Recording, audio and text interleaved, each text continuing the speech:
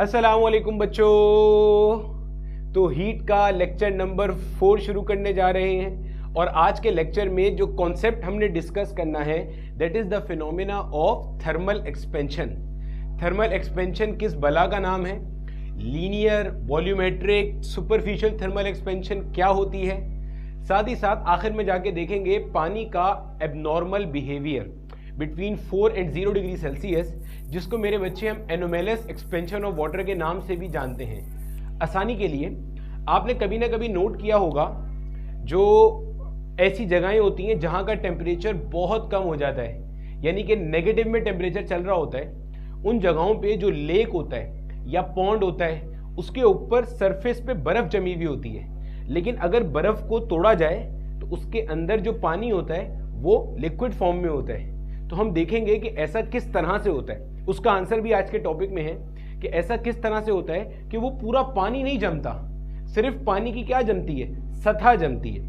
सतह जमती है, सरफेस जमता है और नीचे पानी लिक्विड फॉर्म में होता है। तो मछलियां नीचे जिंदा रहती हैं, लेकिन ऊपर सरफेस के ऊपर क्या होता है, आइस की कवरिंग आ जाती है। ठीक है, हेडिंग लगा लो अपने पास, कॉन्सेप्ट ऑफ थर्मल एक्सपेंशन। मेरा नाम बिलाल जिया है और ये मेरा और आपका एक नन्ना सा मुन्ना सा प्लेटफॉर्म है जहां पर हम 11 और 12 की फिजिक्स पढ़ रहे हैं। ठीक है, चलो अब देखो मेरे बच्चे, हमारे पास जो डिफरेंट स्टेट्स ऑफ मैटर है, जैसे सॉलिड है, लिक्विड है, गैस है, इन सब चीजों के अंदर मॉलिक्यूल्स तो मौजूद हैं। फर्क किस चीज का है मेरे बच्चे? फर्क है कि वो कितना आसानी से मूव कर सकते हैं या कितने अच्छे से आपस में बॉन्ड हुए हैं। जैसे जो सॉलिड स्ट्रक्चर की अगर मैं बात करूं तो उसके अंदर मॉलिक्यूल्स आर पैक्ड टुगेदर, करीब करीब सबने एक दूसरे को होल्ड किया हुआ है, तो वो सिर्फ वाइब्रेशनल मोशन कर सकते हैं। लिक्विड के अंदर उनके पास कुछ आजादी है कि वो एक पॉइंट से दूसरे पॉइंट पे जा सकते हैं, मतलब फोर्स ऑफ अट्रैक्शन थोड़ी कम हो जाती है। गैसेस में ये आजादी थोड़ी सी क्या है, ज्यादा है। ठीक है, अब थर्मल एक्सपेंशन का अगर हम लफ्जी तर्जुमा करें तो भैया थर्मल एनर्जी देने पर जब किसी बॉडी के अंदर इजाफा आ जाए, यानी कि जब कोई बॉडी फैल जाए। क्या मतलब सर फैल जाए, नहीं समझ में आया, अभी समझा। मान लो मेरे बच्चे ये मेरे हाथ में एक कोई मार्कर है, इसकी एक सर्टेन लेंथ होगी, लेट से इसकी लेंथ 10 सेंटीमीटर है। मैंने इसे हीट एनर्जी दी, इसे थर्मल एनर्जी दी, इसे गर्म किया। अब गर्म करने की वजह से ये फैल गया, 10 सेंटीमीटर से बढ़ के इसकी लेंथ 11 सेंटीमीटर हो गई, 12 सेंटीमीटर हो गई। यानी कि आपने किसी बॉडी को हीट दी और उसकी साइज में इजाफा हो गया, सिर्फ लेंथ बढ़ गया, एरिया बढ़ गया, पूरा वॉल्यूम बढ़ गया। इस फिनोमिना को हम कहते हैं थर्मल एक्सपेंशन। ऐसा ऐसा क्यों होता है, कैसे होता है, सब पढ़ेंगे। थर्मल एक्सपेंशन क्या है, आपने किसी बॉडी को हीट दिया और हीट देने की वजह से उसका साइज बढ़ गया, उसकी डायमेंशंस बढ़ गई। This phenomena is termed as thermal expansion. अब थर्मल एक्सपेंशन होता क्यों है ये समझते हैं। थर्मल एक्सपेंशन सॉलिड में भी होती है, लिक्विड्स में भी होती है, गैसेस में भी होती है। मैं आपको एक सिंपल सी मिसाल से बात समझाने की कोशिश करता हूं। मान लो मेरा बेटा ये मेरे पास एक कोई सॉलिड है, उस सॉलिड के अंदर मैं आपको मॉलिक्यूल्स दिखा रहा हूं। आपको ये बात पता है कि जो सॉलिड स्टेट ऑफ मैटर के अंदर जो मॉलिक्यूल्स होते हैं वो वाइब्रेटरी मोशन कर रहे होते हैं। जब हम लोग दिखाते हैं ना तो सॉलिड के अंदर हमारे पास जो मॉलिक्यूल्स होते हैं ना मेरा बेटा, वो इस तरह से एक दूसरे से बाउंड हुए हुए होते हैं। मतलब हम ऐसे अज्यूम करके चलते हैं कि इनके दरमियान में एक स्प्रिंग कनेक्ट हुआ हुआ है, जो स्प्रिंग इस मॉलिक्यूल को इस मॉलिक्यूल से बॉन्ड करके रख रहा है। बॉन्ड करने से क्या मुराद है, this spring is basically representing the force of attraction जो इन दोनों मॉलिक्यूल्स के दरमियान में मौजूद है। मतलब ये मॉलिक्यूल अपनी मर्जी से कहीं आगे पीछे नहीं जा सकता। भाई देखो खुद सोचो ना, अगर मान लो मेरे पास एक स्प्रिंग है, स्प्रिंग के एक सिरे पे एक बॉल है, एक सिरे पे एक बॉल है, तो ये स्प्रिंग दब सकता है, ये स्प्रिंग खिंच भी सकता है, लेकिन ये बॉल कहीं और नहीं जा सकती इस बॉल को छोड़ के। तो कुछ ऐसा सॉलिड का स्ट्रक्चर होता है जो कि शो कराया जाता है। ठीक है, अभी सब समझ में आएगा।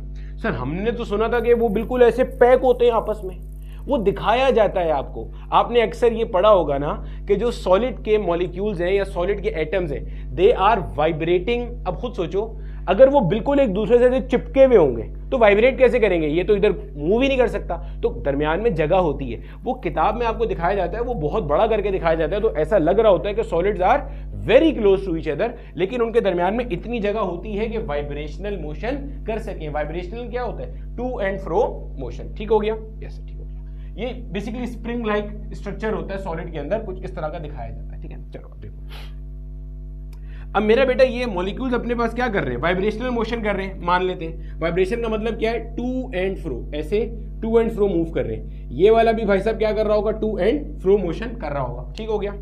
मान लेता हूं मैं कि ये वाला जो एटम है ये इधर जाता है 2 सेंटीमीटर, फिर इधर जाता है 2 सेंटीमीटर, बिल्कुल ऐसे ही ये भी इधर जाएगा 2 सेंटीमीटर और ये भी मेरे बच्चे इधर जाएगा 2 सेंटीमीटर, समझ में आती है। अच्छा, दरमियान में एक सर्टेन रीजन है, ये उससे ज्यादा एक दूसरे के करीब नहीं आ सकते, समझना। मान लो मैंने इसको भी मान लिया, ये कितना है 2 सेंटीमीटर का ये रीजन, ये मैं अपनी तरफ से डमी वैल्यूज ले रहा हूं, आहिस्ता आहिस्ता फिर समझते हैं। हम क्या पढ़ने लगे, thermal expansion. What is thermal expansion, आपने किसी बॉडी को हीट दिया, अल्टीमेटली उसके साइज में इजाफा हो गया, उसकी लेंथ पहले 10 थी अब 11 हो गई, उसका एरिया पहले 10 था अब 11 मीटर स्क्वायर हो गया, उसका वॉल्यूम पहले 5 मीटर क्यूब था अब बढ़ के 5.5 मीटर क्यूब हो गया। ऐसा कैसे होता है कि आप किसी बॉडी को हीट दो और उसके अपेरेंट साइज में इजाफा हो जाए, वो हम पढ़ने लगे, ठीक है। तो मैंने आपको बोला यार सिंपल सी सॉलिड की मिसाल आप कंसीडर कर लो, सब में ऐसे ही होता है, सॉलिड की मिसाल से मैं आपको समझा रहा हूं, ठीक है। मैंने कहा भाई सॉलिड के अंदर आपने 2 एटम कंसीडर कर लिए, ये मान लो सॉलिड का एक एटम है और ये मान लो सॉलिड का दूसरा एटम है, ठीक है। हम बहुत जूम इन करके देख रहे हैं, तो ये एटम क्या कर रहा होगा, जुम जुम जुम जुम जुम जुम वाइब्रेशन, ये भी क्या कर रहा होगा, वाइब्रेशनल मोशन कर रहा होगा, यस सर ऐसा ही, ठीक समझ में आ गया। फिर मैंने कहा ये सर ये आपने कैसे निकाल लिया 2 सेंटीमीटर, अबे ये बहुत बड़ी वैल्यू नहीं है, मैंने इतनी बड़ी वैल्यू नहीं होती, वो तो बहुत छोटी 10 पावर -12 -15 मीटर के ऑर्डर की वाइब्रेशन होती है, समझाने के लिए लिए 2 सेंटीमीटर ऐसे ऐसे कर रहा है वाइब्रेट। सर ये 2 ही क्यों कर रहा है, 1 या 3 क्यों नहीं कर रहा, एक मिसाल डमी वैल्यू ली है। अच्छा सर ये वाइब्रेशनल मोशन कर क्यों रहा है, क्योंकि मेरा बेटा ये जो सॉलिड स्ट्रक्चर है ये किसी ना किसी सराउंडिंग में रखा होगा। भाई अगर मैं इस कमरे की बात करूं तो ये मार्कर इस कमरे में मौजूद है, तो इस कमरे का कोई टेम्परेचर है, उसकी वजह से इसके मॉलिक्यूल्स के पास इंटरनल एनर्जी होगी, इसलिए सराउंडिंग से थर्मल एनर्जी एक्वायर की भी होगी।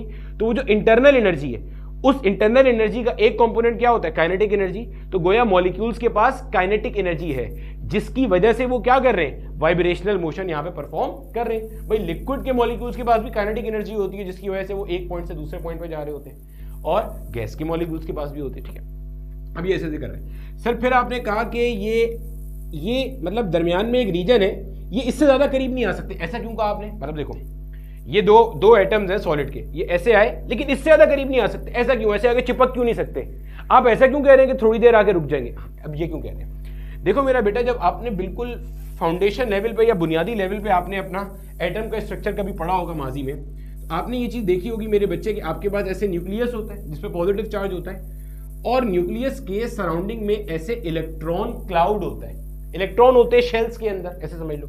ये मान लो मेरा बेटा एक एटम है, दूसरा एटम भी कुछ कुछ ऐसे ही होगा, इसको किसी और कलर से बना लेते हैं। ये मान लो मेरा बेटा हमारे पास दूसरे एटम का न्यूक्लियस है, ये उसके सराउंडिंग में ये उसका स्ट्रक्चर है। अब आप सोचो जब ये दोनों एटम्स करीब आएंगे, सोचो ये दोनों एटम जब करीब आएंगे तो क्या आपको ऐसा नहीं नजर आ रहा, इन दोनों का जो ये समझो जो मेरा अंगूठा है ना, ये इन दोनों के इलेक्ट्रॉन्स हैं, मतलब ये अंगूठा इसका इलेक्ट्रॉन है और ये अंगूठा इसका इलेक्ट्रॉन है। जब ये करीब आएंगे तो क्या आपको नजर नहीं आ रहा कि ये इलेक्ट्रॉन क्लाउड्स ओवरलैप कर रहे हैं, या दोनों के इलेक्ट्रॉन क्लाउड्स शेल्स जहां पे इलेक्ट्रॉन है वो करीब आ रहे हैं। तो होता क्या है, जब एटम बहुत करीब आने की कोशिश करता है तो वहां पे इलेक्ट्रोस्टैटिक रिपल्जन चालू हो जाती है।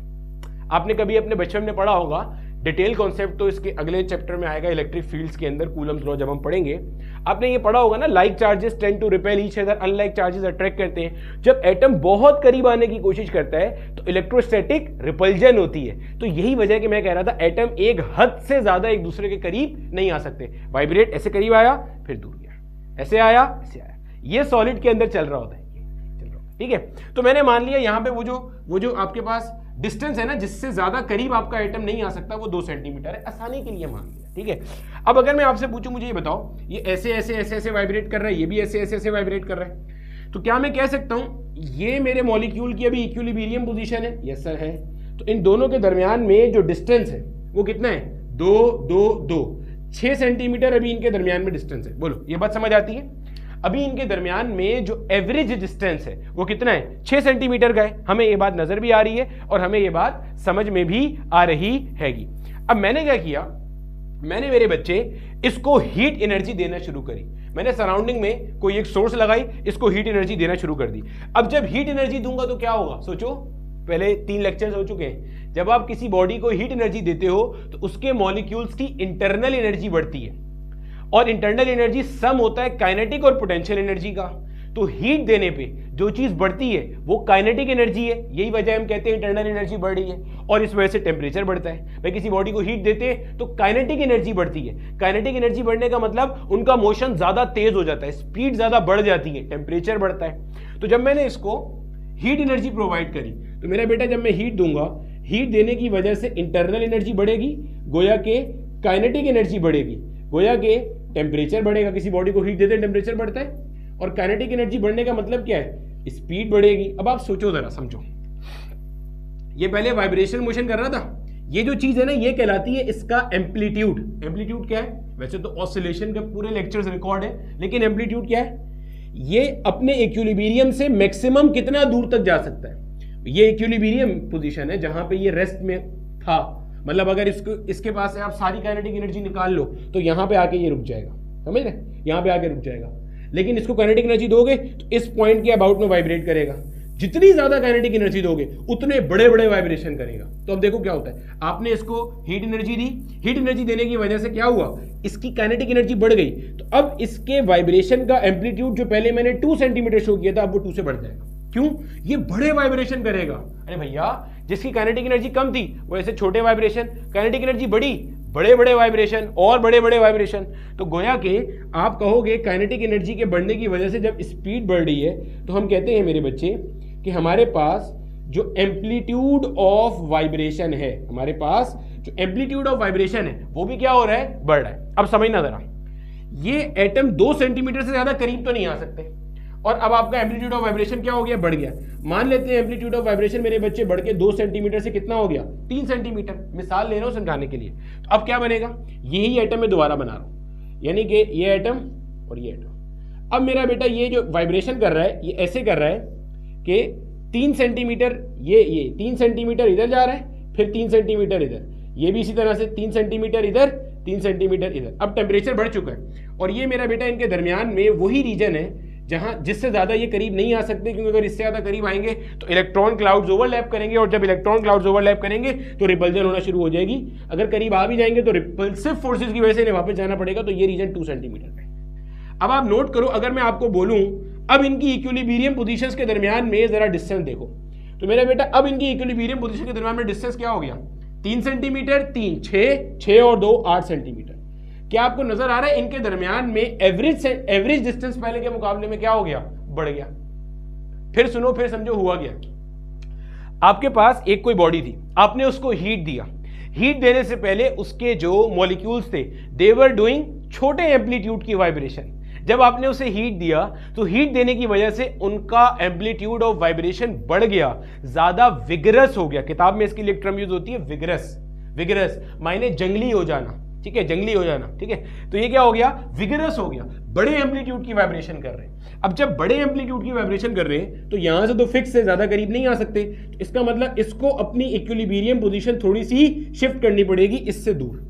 ये भाई इसने बड़ी एम्पलीट्यूड की वाइब्रेशन कब होगी, जब ये यहां से थोड़ा यहां चला जाएगा, तभी तो यहां पे और आ सकता है, समझ में आ रहा है। और ये भी थोड़ा यहां से यहां आ जाएगा, तभी तो यहां 3 सेंटीमीटर जा सकता है। तो ये दोनों थोड़ा थोड़ा क्या हो गए, दूर चले गए। तो क्या सीखा, इन अ नटशेल कंक्लूजन क्या निकला, कंक्लूजन ये निकला कि जब आप किसी बॉडी को हीट एनर्जी प्रोवाइड करते हो तो उसके मॉलिक्यूल्स जिनकी एवरेज पोजीशन ये थी अब थोड़ा सा दूर हो गए, और हीट दोगे और दूर हो गए। This is the very reason कि जब हम सॉलिड के या किसी भी स्टेट ऑफ मैटर को डिस्कस कर रहे होते हैं, अमूमी तौर पे सॉलिड के अंदर ये कॉन्सेप्ट ज्यादा एविडेंट होता है, प्रोमिनेंट होता है, इसलिए सॉलिड की मिसाल अक्सर किताबों में दी जाती है, इसलिए मैंने भी वही दी। तो उसमें स्ट्रक्चर को ऐसे स्प्रिंग से शो किया जाता है कि इनके दरमियान में एवरेज डिस्टेंस बढ़ गया, एवरेज डिस्टेंस बढ़ गया।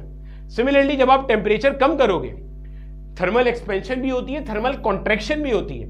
आपने बॉडी को हीट दिया, हीट देने की वजह से क्या हुआ, इसका टेम्परेचर बढ़ा, वाइब्रेशन का साइज बढ़ा, तो इनके वाइब्रेशन का एम्पलीट्यूड बढ़ा, तो इनके दरमियान में एवरेज डिस्टेंस बढ़ गया। अब आप सोचो आपके पास एक कोई बॉडी थी, उसके अंदर 100 एटम्स थे या 100 मॉलिक्यूल्स थे। अगर आपने हीट दिया, 100 मॉलिक्यूल्स की इंटरनल एनर्जी बढ़ी, 100 मॉलिक्यूल्स की काइनेटिक एनर्जी बढ़ी, तो इनकी काइनेटिक एनर्जी बढ़ने की वजह से इनकी वाइब्रेशन बढ़ी, तो इन सबके दरमियान में पहले का दूसरे से साइज बढ़ा, दूसरे का तीसरे से साइज बढ़ा। जब सबके दरमियान में साइज बढ़ा तो ओवरऑल बॉडी के अंदर क्या हो गया, एक्सपेंशन आ गई। एंड वाइस वर्सा, जब आप किसी बॉडी से हीट लेते हो यानी कि उसकी इंटरनल एनर्जी कम, काइनेटिक एनर्जी कम, टेम्परेचर कम, स्पीड कम, तो एम्पलीट्यूड ऑफ वाइब्रेशन अगर पहले ज्यादा था अब कम होना शुरू हो जाएगा। जब कम होना शुरू हो जाएगा तो इसका मतलब आहिस्ता आहिस्ता ये क्या हो गए, करीब आ गए।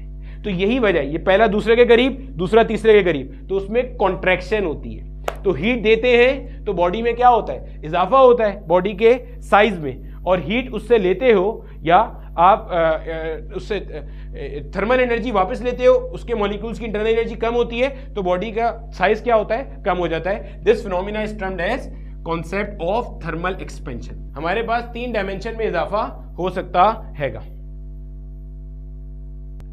अब देखो मेरे बच्चे, हमारे पास इसी फिनोमिना के तहत थर्मल एक्सपेंशन होती है सॉलिड्स के अंदर भी, लिक्विड्स के अंदर भी और गैसेस के अंदर भी।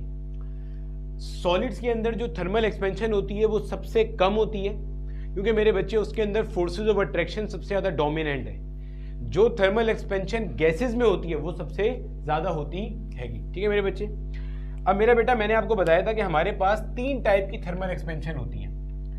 एक को मेरे बच्चे हम कहते हैं लीनियर थर्मल एक्सपेंशन, एक को कहते हैं हम एरियल थर्मल एक्सपेंशन, एक को कहेंगे मेरे बच्चे हम वॉल्यूमेट्रिक या क्यूबिकल थर्मल एक्सपेंशन। ठीक है, अब समझते हुए जाते हैं कि हमारे पास इन तीनों में क्या फर्क है या क्या डिफरेंस है। वैसे तो थोड़ा सा फर्क मैंने आपको भी बताया था, लेकिन मजीद समझते हैं। देखो मेरे बच्चे, हमें ये बात पता है कि हमारे पास 3 डायमेंशन है जिसके अंदर हम फिजिक्स के अंदर किसी भी चीज को नाप रहे होते हैं। जैसे ये देखो इधर, ये मेरा बेटा हमारे पास एक एक्स एक्सिस है, एक वाई एक्सिस है, एक जेड एक्सिस है। और से सुनना, ये 3 डायमेंशन मेरे बच्चे कुछ इस तरह से होती हैं, समझिएगा खूब अच्छे से। ये 3 डायमेंशन कुछ ऐसी होती हैंगी, एक्स वाई जेड। अब अगर मान लो मेरे पास एक कोई रॉड है, रॉड फिजिक्स में ऐसी चीज को कहते हैं जिसकी सिर्फ लंबाई होती है। जैसे देखो आपका जो बाल होता है वो एक सिर्फ डायमेंशन में बढ़ सकता है ना, तो रॉड अगर आप इसको हीट करोगे तो इसकी सिर्फ लेंथ बढ़ेगी। ऐसे ही आपके पास अगर कोई सरफेस एरिया है, सरफेस एरिया से क्या मुराद है, जैसे मान लो मेरे बच्चे ये आपके पास एक पेज है, जैसे ये व्हाइट बोर्ड है आपका, एक डायमेंशन ये है, एक डायमेंशन ये है। जब आप इसे हीट करोगे तो इसकी लेंथ बढ़ेगी और इसका विड्थ बढ़ेगा, तो गोया के इसका एरिया बढ़ेगा। 2 डायमेंशनल एक्सपेंशन होगी, इसे हम कहेंगे एरियल थर्मल एक्सपेंशन। पॉइंट समझ में आ रहा है? अगर किसी बॉडी की सिर्फ एक डायमेंशन में इजाफा हो तो लीनियर, अगर किसी बॉडी की 2 डायमेंशन में इजाफा हो तो एरियल, अगर किसी बॉडी की 3 डायमेंशन में इजाफा हो जाए, जैसे मिसाल के तौर पे ये मान लो मेरे पास कोई सॉलिड ऑब्जेक्ट है जो मेरा डस्टर है, इसको हीट करूंगा तो इसका लेंथ भी बढ़ेगा, इसका विड्थ भी बढ़ेगा, इसका हाइट भी बढ़ेगा। तो इसके अंदर होगी वॉल्यूमेट्रिक या क्यूबिकल थर्मल एक्सपेंशन। अब मेरा बेटा जो हमारे पास सॉलिड्स हैं, जहन में रखिएगा, सॉलिड्स तीनों तरह की एक्सपेंशन शो करते हैं, लीनियर, एरियल, वॉल्यूमेट्रिक। ठीक है, मतलब ऐसे सॉलिड जिनकी एक डायमेंशन सिग्निफिकेंट है, जैसे बाल है, अब इसकी एक ही डायमेंशन सिग्निफिकेंट है। फिजिक्स में ऐसी चीजों को आप कहते हो रॉड, जिनकी एक डायमेंशन सिग्निफिकेंट होती है, इजाफा हीट बढ़ाने पर वही डायमेंशन बढ़ेगी। एरिया या एरियल या 2 डायमेंशनल एक्सपेंशन, जैसे सरफेस एरिया है, ऐसी कोई शीट है आपके पास, कोई मेटेलिक शीट है, अभी शीट की थिकनेस ना होने के बराबर होती है तो उसकी 2 डायमेंशन होती है, एक, तो अब इसके एरिया में इजाफा होगा।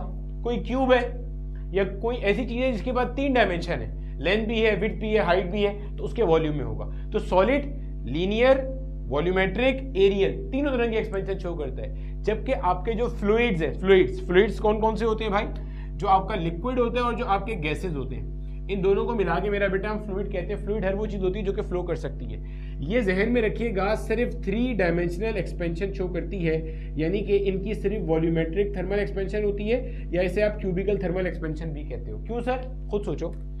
लिक्विड और गैस के अंदर जो मॉलिक्यूल्स होते हैं वो एक दूसरे से बिल्कुल चिपक के नहीं होते, मतलब they are free to move. जब they are free to move, जब आप इनको हीट एनर्जी प्रोवाइड करोगे तो आप क्या लिक्विड के मॉलिक्यूल्स को कहोगे कि भाई आपने सिर्फ एक ही डायमेंशन में इजाफा करना है? नहीं, जिसका दिल करेगा वो एक्स में बढ़ेगा, जिसका दिल करेगा वो वाई में बढ़ेगा, जिसका दिल करेगा वो जेड में बढ़ेगा, क्योंकि they are already free to move, वो तो पहले से आवारागर्दी कर रहे हैं। तो लिक्विड और गैसेस के पास, या आप कह लो फ्लूइड्स के पास, सिर्फ और सिर्फ क्या होती है मेरा बेटा, वॉल्यूमेट्रिक थर्मल एक्सपेंशन होती है, यहाँ पे लीनियर या एरियल थर्मल एक्सपेंशन का कोई कॉन्सेप्ट नहीं है। ठीक है मेरे बच्चे, अब समझते हैं लीनियर थर्मल एक्सपेंशन का कॉन्सेप्ट क्या।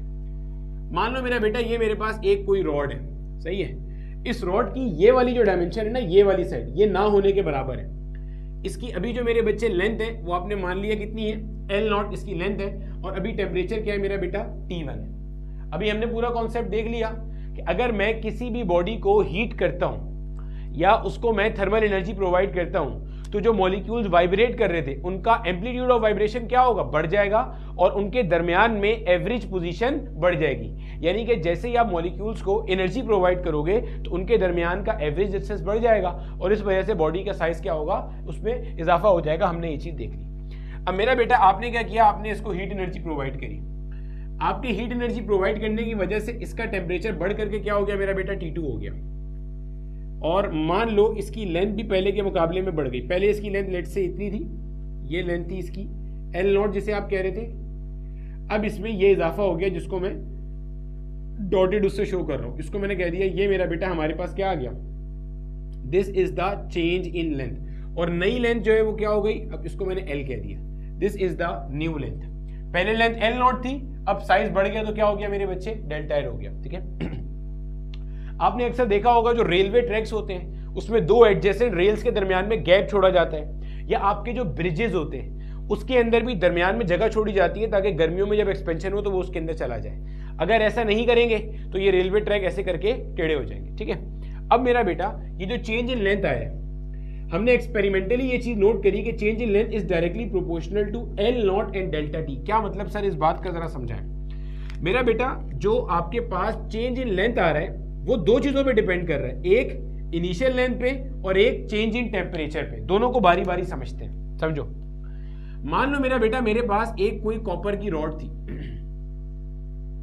इस कॉपर की रॉड की इनिशियल लेंथ थी 10 सेंटीमीटर, सही हो गया, और एक और कॉपर की रॉड है मेरा बेटा, इसकी मान लो मेरे बच्चे जो इनिशियल लेंथ थी वो हमारे पास थी 20 सेंटीमीटर। मिसाल ले रहा हूं, दोनों कॉपर की रॉड्स हैं, एक की इनिशियल लेंथ 10 सेंटीमीटर, दूसरे की इनिशियल लेंथ 20 सेंटीमीटर, दोनों रूम टेम्परेचर में रखे हुए।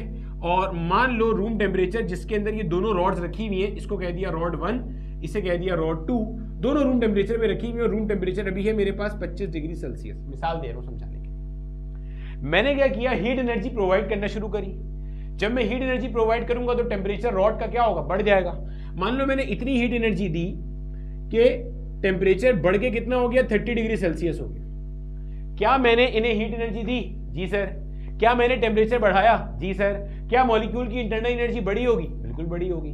तो उसकी वजह से क्या वाइब्रेशन विग्रस हुई होगी, हुई होगी। तो क्या साइज में इजाफा होगा, होगा। आप नोट करोगे अगर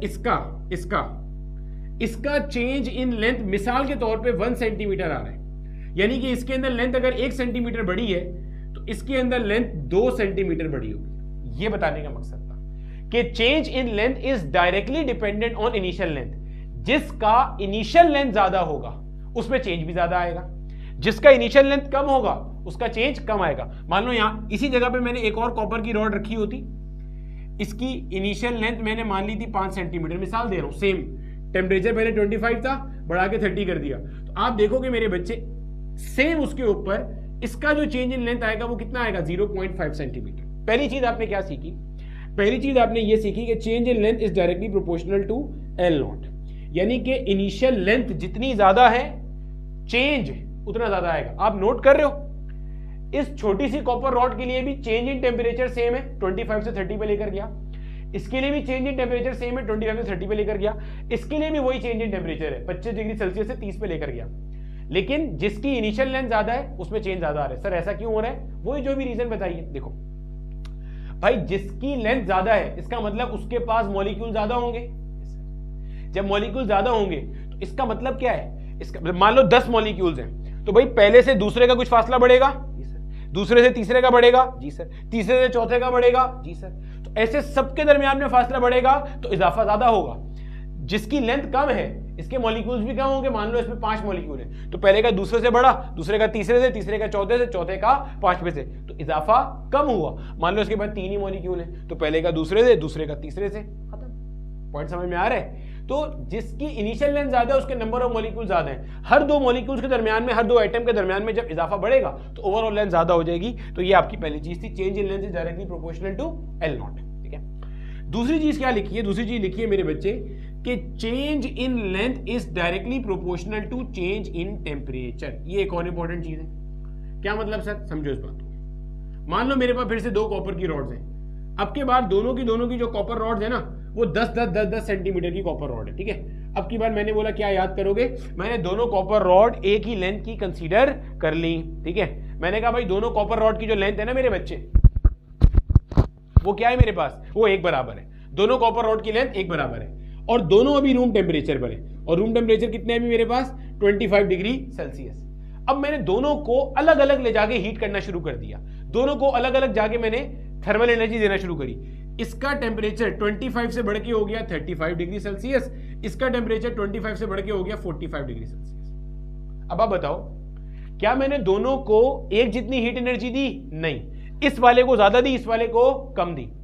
तो इस वाले के अंदर इजाफा ज्यादा आएगा। अगर ये 1 सेंटीमीटर एक्सटेंड होगा तो ये 2 सेंटीमीटर फैल जाएगा। क्यों सर? एक्सपेंशन कैसे आती है? मॉलिक्यूल्स की वाइब्रेशन का एम्पलीट्यूड बढ़ने से। इसको मैंने हीट एनर्जी कम दी है तो इसके मॉलिक्यूल का वाइब्रेशन कम बढ़ा होगा। इसको मैंने हीट एनर्जी ज्यादा दी है तो इसके मॉलिक्यूल का वाइब्रेशन का एम्पलीट्यूड ज्यादा बढ़ा होगा। जब इसके मॉलिक्यूल के वाइब्रेशन का एम्पलीट्यूड ज्यादा बढ़ा, अच्छा मैं जहां मॉलिक्यूल एटम बोल रहा हूं समझ जाना, ठीक है, इंटरचेंजेबली इसको हम लोग इस्तेमाल कर रहे हैं। तो जिसके एटम का वाइब्रेशन ज्यादा बढ़ा होगा इसका मतलब वो एक दूसरे से ज्यादा फासले पे आएंगे। अरे भैया खुद सोचो, ये मान लो दो एटम्स हैं, ये पहले ऐसे जा रहा था 2 सेंटीमीटर, ये ऐसे आ रहा था 2 सेंटीमीटर। ठीक है, मिसाल दे रहा हूं। अब ये वाला जो है, ये वाला केस है मान लो, ठीक है, इस वाले को देखो। जब मैंने ये मान लो पहले था, मतलब पहले से मुराद जब 25 डिग्री सेल्सियस पे रॉड था ना तो उसके मॉलिक्यूल ऐसे वाइब्रेट कर रहे थे। ठीक है, मैंने हीट दी, इस वाले रॉड की बात कर रहा हूं। टेम्परेचर 25 से कितना हो गया 35। तो अब ये कितना आगे पीछे जा रहा है भाई? 3 सेंटीमीटर जा रहा है। मिसाल दे रहा हूं समझाने के लिए, मिसाल सही। इस वाले रॉड का टेम्परेचर क्या हो गया? मैंने ज्यादा बढ़ाया है, तो इसका मतलब इसके मॉलिक्यूल जो वाइब्रेट कर रहे होंगे ऐसे करके, उनका एम्पलीट्यूड और ज्यादा बढ़ेगा इसके मुकाबले में, क्योंकि इसका टेम्परेचर तो कम बढ़ा है तो इसकी एम्पलीट्यूड ऑफ वाइब्रेशन कम बढ़ेगी, इसका ज्यादा बढ़ेगा। तो मान लो ये ऐसे आगे पीछे जा रहे हैं 4 सेंटीमीटर, मिसाल दे रहा हूं। अब समझो, बात समझ में आ रही है? अब देखो इनके दरमियान में फासला क्या होगा? ज्यादा बढ़ जाएगा। क्यों? क्योंकि इनके मॉलिक्यूल्स का या एटम्स का जो वाइब्रेशनल एम्पलीट्यूड है वो ज्यादा बढ़ा है।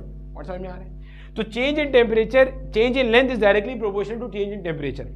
यानी कि अगर आपके पास कॉपर की 2 रॉड्स हैं, दोनों की इनिशियल लेंथ एल नॉट है, तो आपने जिस रॉड का टेम्परेचर ज्यादा बढ़ाया है, अल्टीमेटली मेरे बच्चे उस रॉड के अंदर जो इजाफा होगा, जो चेंज इन लेंथ आएगा मेरे बच्चे, वो कैसा होगा? ज्यादा आ रहा होगा। अब आपको कॉन्सेप्ट का भी फील आ रहा होगा, समझ में आ रही है? अब देखो इधर, जब आप यहां से प्रोपोर्शनैलिटी हटाते हैं तो प्रोपोर्शनैलिटी हटाने के बाद कांस्टेंट आता है, तो delta L will be equal to, यहां पे मैं लिखूंगा एक constant L not delta T. Sir ये क्या किया भाई? प्रोपोर्शनैलिटी हटाया, इक्वल टू लेकर आया तो कांस्टेंट आना पड़ेगा।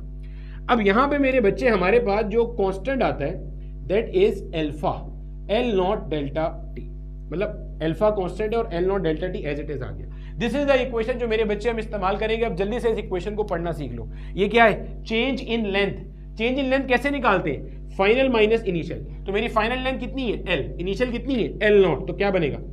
एल माइनस का एल नॉट। एल नॉट क्या है? Initial length. डेल्टा टी क्या है? Change in temperature.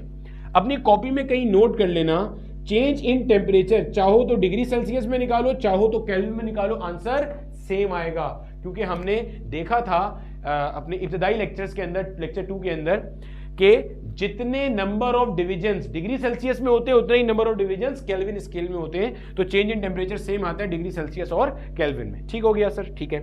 अब ये क्या है सर? ये भी बता दें मेरा बेटा। अल्फा यहाँ पे जो कांस्टेंट के तौर पे आया है वो आपके पास कहलाता है coefficient of linear thermal expansion. क्या कहलाता है? Coefficient of linear thermal expansion. सही है। इसको मेरे बच्चे हम लोग कह रहे होते हैं मटेरियल बेस्ड कांस्टेंट।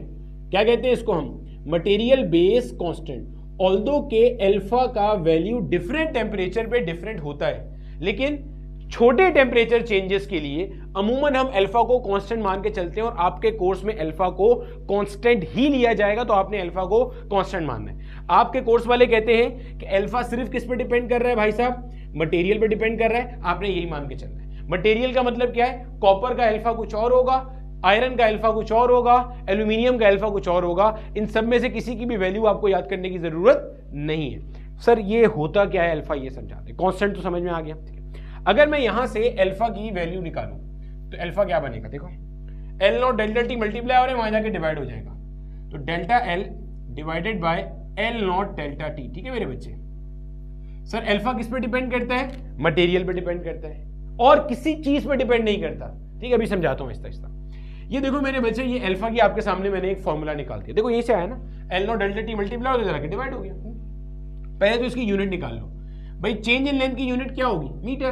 क्यों सर, अबे भाई लेंथ की यूनिट क्या है, मीटर। इनिशियल लेंथ की यूनिट क्या है, मीटर। तो चेंज इन लेंथ कैसे आया, final length minus initial length. तो फाइनल लेंथ मीटर में, इनिशियल लेंथ मीटर में, सब्ट्रैक्ट किया तो ऐसा यूनिट मीटर आ गई डेल्टा एल की। L nought initial length metre, delta T चाहो डिग्री सेल्सियस में लो चाहो केल्विन में लो, एक बात है। मीटर से मीटर मर गया, इसकी यूनिट क्या हो गई, डिग्री सेल्सियस इनवर्स, या कई जगह पे ये केल्विन इनवर्स भी लिखी मिलती है, एक ही बात है, बता दिया मैंने भी। ठीक है, अब देखो सर डिफाइन कैसे करेंगे। देखो ये क्या लिखा है, चेंज इन लेंथ, और ये क्या है, ये डिनोमिनेटर या फ्रैक्शन का साइन है। ठीक है, इसके नीचे सारे डिनोमिनेटर है। तो change in length per unit initial length per degree rise in temperature. फिर सुनो, change in length per unit initial length per degree rise in temperature. फिर सुनो, change in length per unit initial length per degree rise in temperature is termed as coefficient of linear thermal expansion. Sir और आसान करके बताया, नहीं समझ में आया,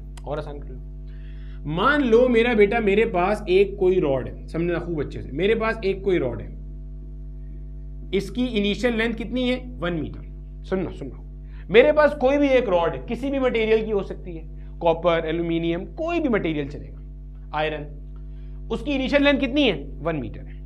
इसका अभी कुछ टेम्परेचर है, मान लो वो टेम्परेचर है y डिग्री सेल्सियस, कुछ भी टेम्परेचर मान सकते हो, 25, 30, 40, 0, जो दिल करता है मान लो। मैंने क्या करा, इस रॉड को हीट किया। जब मैं इस रॉड को हीट करूंगा, थर्मल एनर्जी प्रोवाइड करूंगा, तो इसके मॉलिक्यूल्स की इंटरनल एनर्जी बढ़ेगी, फिर वापस वही कहानी होगी, वाइब्रेशन का एम्पलीट्यूड बढ़ेगा, तो इसमें इजाफा होगा। मान लो मैंने इसको इतना हीट प्रोवाइड किया कि इसका टेम्परेचर y से बढ़ के हो गया y + 1 डिग्री सेल्सियस। टेम्परेचर कितना बढ़ा है, 1 डिग्री सेल्सियस। फिर सुनना, एक रॉड है, इसकी इनिशियल लेंथ अपन लोगों ने मान ली कितनी है, 1 मीटर। मैंने इसे हीट दिया, इतना हीट दिया कि इसका टेम्परेचर 1 डिग्री सेल्सियस बढ़ गया। तो जब इसका टेम्परेचर बढ़ेगा तो क्या इसमें एक्सपेंशन आएगी, नहीं आएगी, आएगी एक्सपेंशन। तो जितनी एक्सपेंशन आएगी वो अल्फा कहलाता है। अल्फा को क्या बताओगे, अल्फा क्या है, अल्फा क्या है, आपने किसी मटेरियल को हीट दी, उसकी इनिशियल लेंथ 1 मीटर थी, अब आपने हीट दी, कितनी हीट दिए ही चले जा रहे, नहीं ऐसा नहीं, कितनी हीट दी, इतनी हीट कि उसका टेम्परेचर 1 डिग्री सेल्सियस बढ़ गया। तो 1 डिग्री सेल्सियस बढ़ने पर जो चेंज इन लेंथ आएगा इस 1 मीटर की लेंथ की रॉड का, वो आपके पास क्या कहलाएगा, अल्फा कहलाएगा। अब मान लो मेरे पास यहां पे अलग अलग रॉड्स थी, मिसाल दे रहा हूं, मान लो मेरे पास एक कॉपर की रॉड थी, एक मान लो मेरे पास एल्यूमिनियम की रॉड थी, एक मान लो मेरे पास आयरन की रॉड थी। सही समझ आती है बात, समझ आती है। अब इन सब का टेम्परेचर अभी जो भी था, मान लो y डिग्री, मतलब y कुछ भी हो सकता है, ठीक है, 25 डिग्री सेल्सियस मान लो आप सारे के सारे, और इन सब की लेंथ कितनी मानी हुई है, 1 मीटर मानी हुई है। मैंने सबको हीट करना शुरू करा, कितना हीट किया, इतना हीट किया कि इनका टेम्परेचर 1 डिग्री सेल्सियस बढ़ जाए। y था तो y + 1 हो जाए, इसका भी सबका 1 डिग्री सेल्सियस टेम्परेचर क्या हो गया, बढ़ गया। जब ऐसा होगा तो मेरे बच्चे इसके अंदर कुछ ना कुछ इजाफा आएगा, इसमें भी कुछ ना कुछ क्या होगा, इजाफा आएगा, इसमें भी कुछ ना कुछ क्या होगा, इजाफा आएगा। ये इजाफा चेंज इन लेंथ होगा, जितना इजाफा आएगा वो क्या कहलाएगा, अल्फा। अब सर वो सबके लिए अलग अलग क्यों आएगा, इसलिए कि मेरा बेटा मुझे एक बात बताओ, क्या इन सब का जो स्ट्रक्चर है वो एक जैसा है, नहीं। क्या इन सब के जो एटम्स हैं वो एक जैसे हैं, नहीं। क्या मतलब सर एक जैसे नहीं है, एटम तो एक जैसे है ना, इलेक्ट्रॉन प्रोटॉन, नहीं। क्या इनके स्ट्रक्चर में एटम्स की अरेंजमेंट एक जैसी है, नहीं। अगर एक जैसी अरेंजमेंट होती, खुद सोचो, अगर एक जैसी अरेंजमेंट होती तो फिर तो एटम्स के अंदर प्रोटॉन इलेक्ट्रॉन की तादाद भी बराबर होती, ऐसा नहीं है। एल्यूमिनियम के अंदर एटम में प्रोटॉन इलेक्ट्रॉन की गिनती कुछ और है, कॉपर में कुछ और है, आयरन में कुछ और है। हो सकता है एल्यूमिनियम के जो इलेक्ट्रॉन्स हैं, वो जो इलेक्ट्रॉनिक क्लाउड है वो इनको 1 सेंटीमीटर तक करीब आने दे, हो सकता है आयरन वाले 2 पे ही रोक दे, हो सकता है कॉपर वाले 0.5 पे आके रोके। पॉइंट समझ में आ रहा है? तो बताने का मकसद ये, हर एक का इंटरनल स्ट्रक्चर दूसरे से क्या है, मुख्तलिफ है। तो दिस इज द रीजन कि सब में इजाफा क्या होगा, अलग अलग होगा। तो ये अल्फा है। अल्फा क्या है? आपने किसी मटेरियल का टेम्परेचर 1 डिग्री सेल्सियस बढ़ाया तो उसकी लेंथ में जितना इजाफा होगा वो अपने पास क्या कहलाता है, अल्फा कहलाता है। अब पढ़ो, change in length per unit initial length per degree rise in temperature. तो आपने बोला भाई मान लो हमारे पास 3 अलग मटेरियल है, तीनों का इनिशियल लेंथ 1-1 मीटर मान लिया, तीनों को हीट किया, इतना हीट किया कि उनका टेम्परेचर 1-1 डिग्री सेल्सियस बढ़ गया, तो जो उसमें चेंज इन लेंथ आएगा वो अपने पास क्या कहलाता है, अल्फा कहला रहा होगा। और अल्फा सबके लिए अलग अलग होगा। दिस इज द रीजन कि हम अल्फा को कहते हैं, अल्फा क्या है, मटेरियल बेस्ड कांस्टेंट है। अल्फा ये बताता है, अल्फा क्या बताता है कि भैया इस मटेरियल का टेम्परेचर अगर 1 डिग्री सेल्सियस बढ़ाओगे तो इसकी लेंथ में कितना इजाफा होगा। अगर अल्फा का वैल्यू बड़ा है इसका मतलब टेम्परेचर 1 डिग्री सेल्सियस बढ़ाने पर अल्फा में मतलब लेंथ में ज्यादा इजाफा होगा। भाई मिसाल के तौर पे अगर एक का अल्फा ज्यादा है और एक का अल्फा कम है तो ये क्या बता रहा है, ये सारी बात समझना अच्छे से, इससे एमसीक्यू पूछा है माजी में। जिसका अल्फा ज्यादा है, जिसका अल्फा ज्यादा है, मान लो एक का अल्फा है 0.5, मिसाल दे रहा हूं समझाने के लिए, एक का अल्फा है 0.2, तो आपको इससे समझ में क्या आती है बात, समझ में ये आती है जिसका अल्फा 0.5 है वो क्या बता रहा है कि भैया इसका टेम्परेचर अगर 1 डिग्री सेल्सियस बढ़ाया गया तो इसकी लेंथ में 0.5 मीटर का इजाफा हो जाएगा। जिसका 0.2 है इसका मतलब अगर इसका टेम्परेचर 1 डिग्री सेल्सियस बढ़ाया इस मटेरियल का तो इसकी लेंथ में 0.2 मीटर का इजाफा होगा। तो मैंने क्या बोला, जिसका अल्फा ज्यादा है इसका मतलब सेम अमाउंट में टेम्परेचर चेंज करने पर इसकी लेंथ में ज्यादा इजाफा होगा। जिसका अल्फा कम है इसका मतलब सेम अमाउंट में टेम्परेचर चेंज करने पर इसकी लेंथ में कम इजाफा होगा। अब आपके जो केमिस्ट्री की लैब में इक्विपमेंट्स होते हैं ना, टेस्ट ट्यूब्स होती हैं, बीकर्स होते हैं और क्यूबिकल्स होते हैं, वो जिनके अंदर आपने डिफरेंट चीजों को हीट करना होता है, उसमें जो गिलास होता है यूज होता है, अगर आप कोई ऑर्डिनरी गिलास यूज करो तो उसका अल्फा अच्छा होता है तो वो इजाफा हो जाएगा तो आपकी रीडिंग खराब हो जाएगी। तो वहां पे हम पायरेक्स ग्लास यूज करते हैं, नोट कर लेना अपने पास, ये माजी में पूछा था इन्होंने।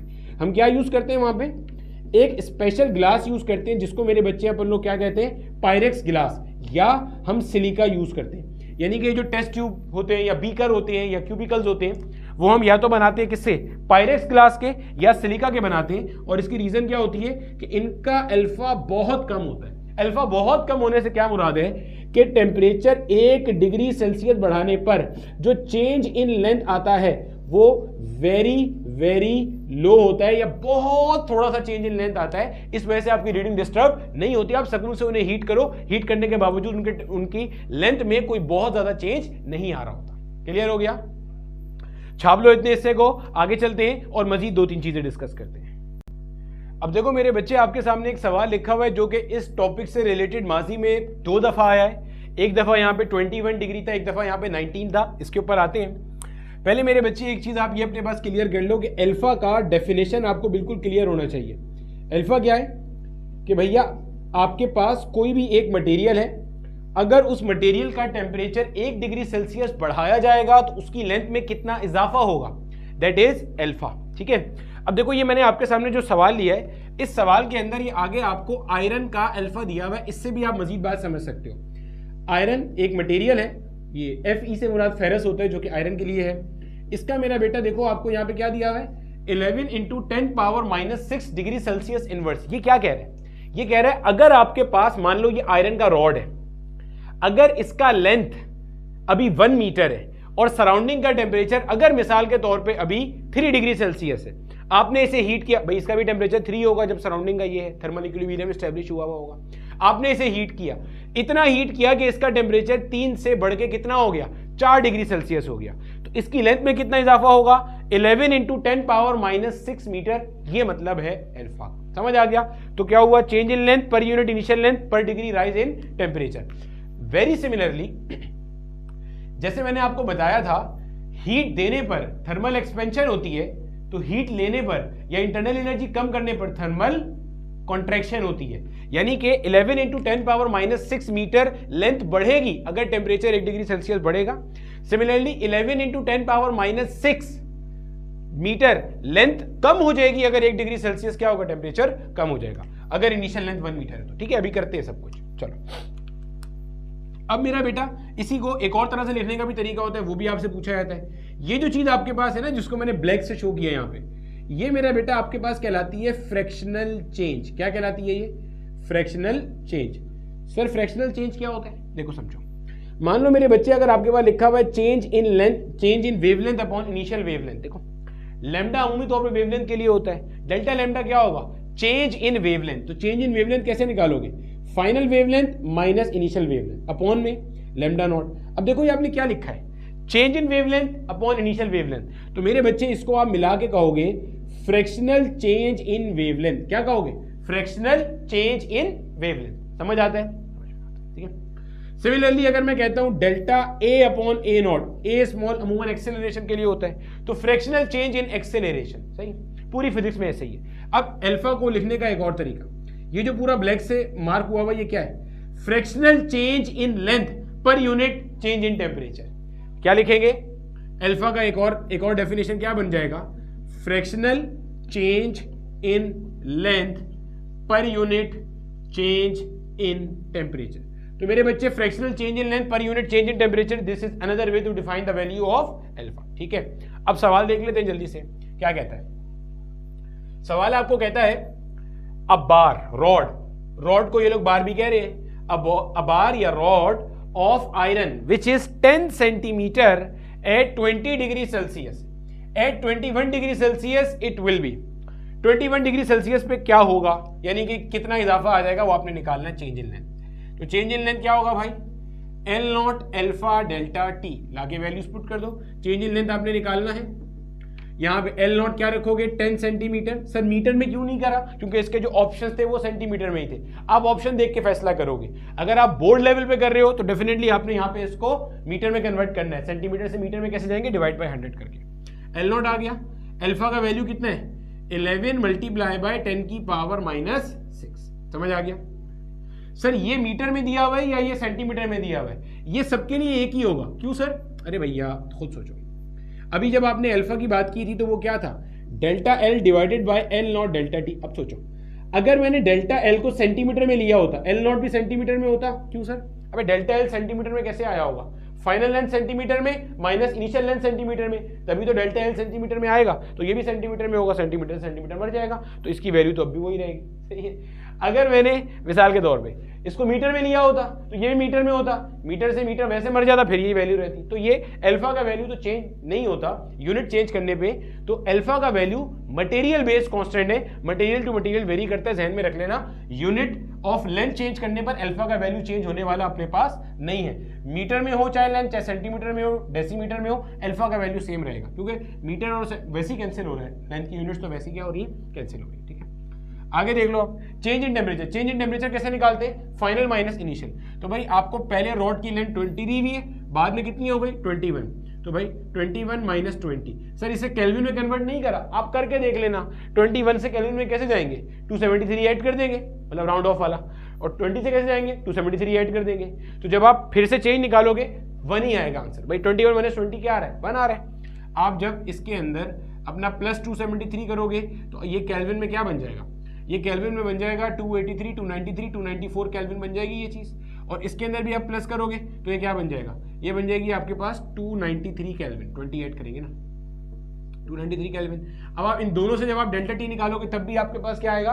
1 ही आएगा। तो इसलिए मैंने कहा था डेल्टा टी आप चाहे डिग्री सेल्सियस में लो चाहे केल्विन में लो, आंसर एक बराबर आएगा। सॉल्व करेंगे। अब देखो ये बन जाएगा 11 इंटू 10 की पावर -5। देखो ये +1 था और ये -6 था, यहाँ +1 था यहाँ -6, 1 - 6 -5 हो गया।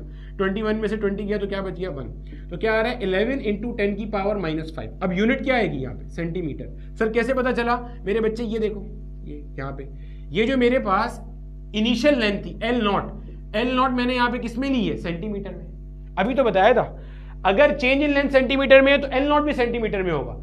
एल नॉट मीटर में है तो इसका मतलब चेंज इन लेंथ भी किसमें आ रही होगी? मीटर में। तो जब एल नॉट सेंटीमीटर में था तो मेरा चेंज इन लेंथ भी किसमें आएगा? सेंटीमीटर में आएगा। तो आप बोलोगे जो आपके रॉड की लेंथ में चेंज आएगा वो कितना है? 11 इंटू 10 पावर -5 सेंटीमीटर।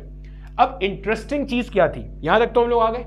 अब इंटरेस्टिंग चीज ये थी कि आपके पास ना दो ऑप्शन एक जैसे थे। एक था rod will be 11 into 10 power -5 centimetre longer एक था rod will be 11 into 10 power -5 centimetre shorter. अगर आपने अभी तक का कॉन्सेप्ट अच्छे से समझ लिया है तो वीडियो को पॉज करो और आंसर बताओ। देखो एक ही सवाल से हमने दो पार्ट हल कर लिए। 11 इंटू 10 पावर -5 सेंटीमीटर लॉन्गर या 11 इंटू 10 पावर -5 सेंटीमीटर शॉर्टर। तो आपको क्या समझ में आ रहा है? देखो टेम्परेचर यहां पे क्या हो रहा है, बढ़ रहा है। जब बढ़ रहा है तो साइज में इजाफा होगा। गोया के option C will be correct, 11 into 10 power -5 centimetre longer. अब अगर यही सवाल जब ये दूसरी मर्तबा आया था तो मैंने क्या बताया था, यहां पे था 19 डिग्री सेल्सियस। क्या था? 19 degree Celsius. 19 degree Celsius.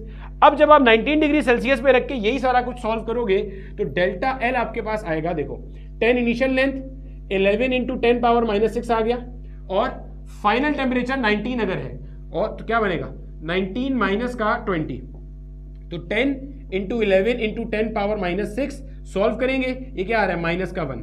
Simplify करा तो माइनस का 11 इंटू 10 पावर -5 सेंटीमीटर आया। तो ये चेंज इन लेंथ कितना आ रहा है, माइनस में आ रहा है। अब ये दूसरी मर्तबा पूछा गया था। अब ये माइनस साइन क्या शो कर रहा है, माइनस साइन ये शो कर रहा है कि चेंज का मतलब यहां पे क्या हो रहा है, कमी हो रही है। कमी क्यों हो रही है, पहले 20 था अब 19 हो गया। तो गोया आपने उस स्ट्रक्चर में से हीट बाहर ली है, इंटरनल एनर्जी मॉलिक्यूल्स की कम हुई है। जब कम हुई है तो उनका एम्पलीट्यूड ऑफ वाइब्रेशन कम हुआ होगा, तो उनका एवरेज डिस्टेंस कम हो गया होगा।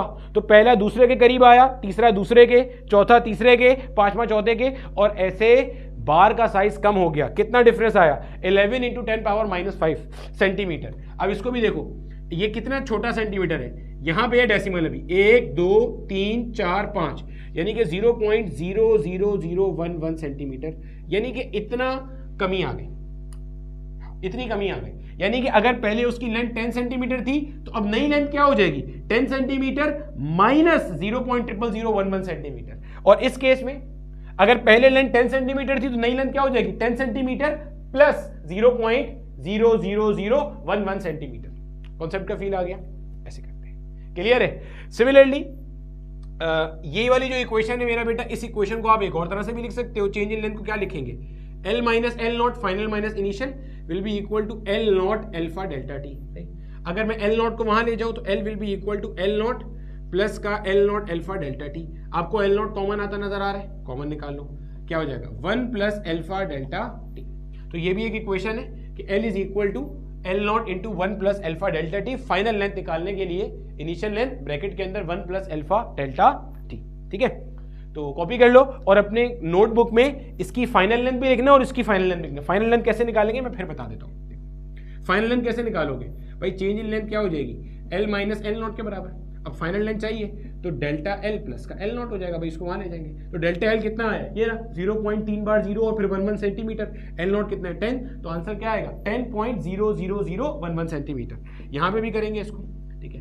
तो delta L will be equal to L minus का L नॉट। अब डेल्टा L यहाँ पे माइनस का है तो माइनस का 11 इंटू 10 पावर -5 आएगा। माइनस साइन क्या शो कर रहा है कि कमी हो रही है, आपको यहाँ से भी नजर आ जाएगी ये चीज।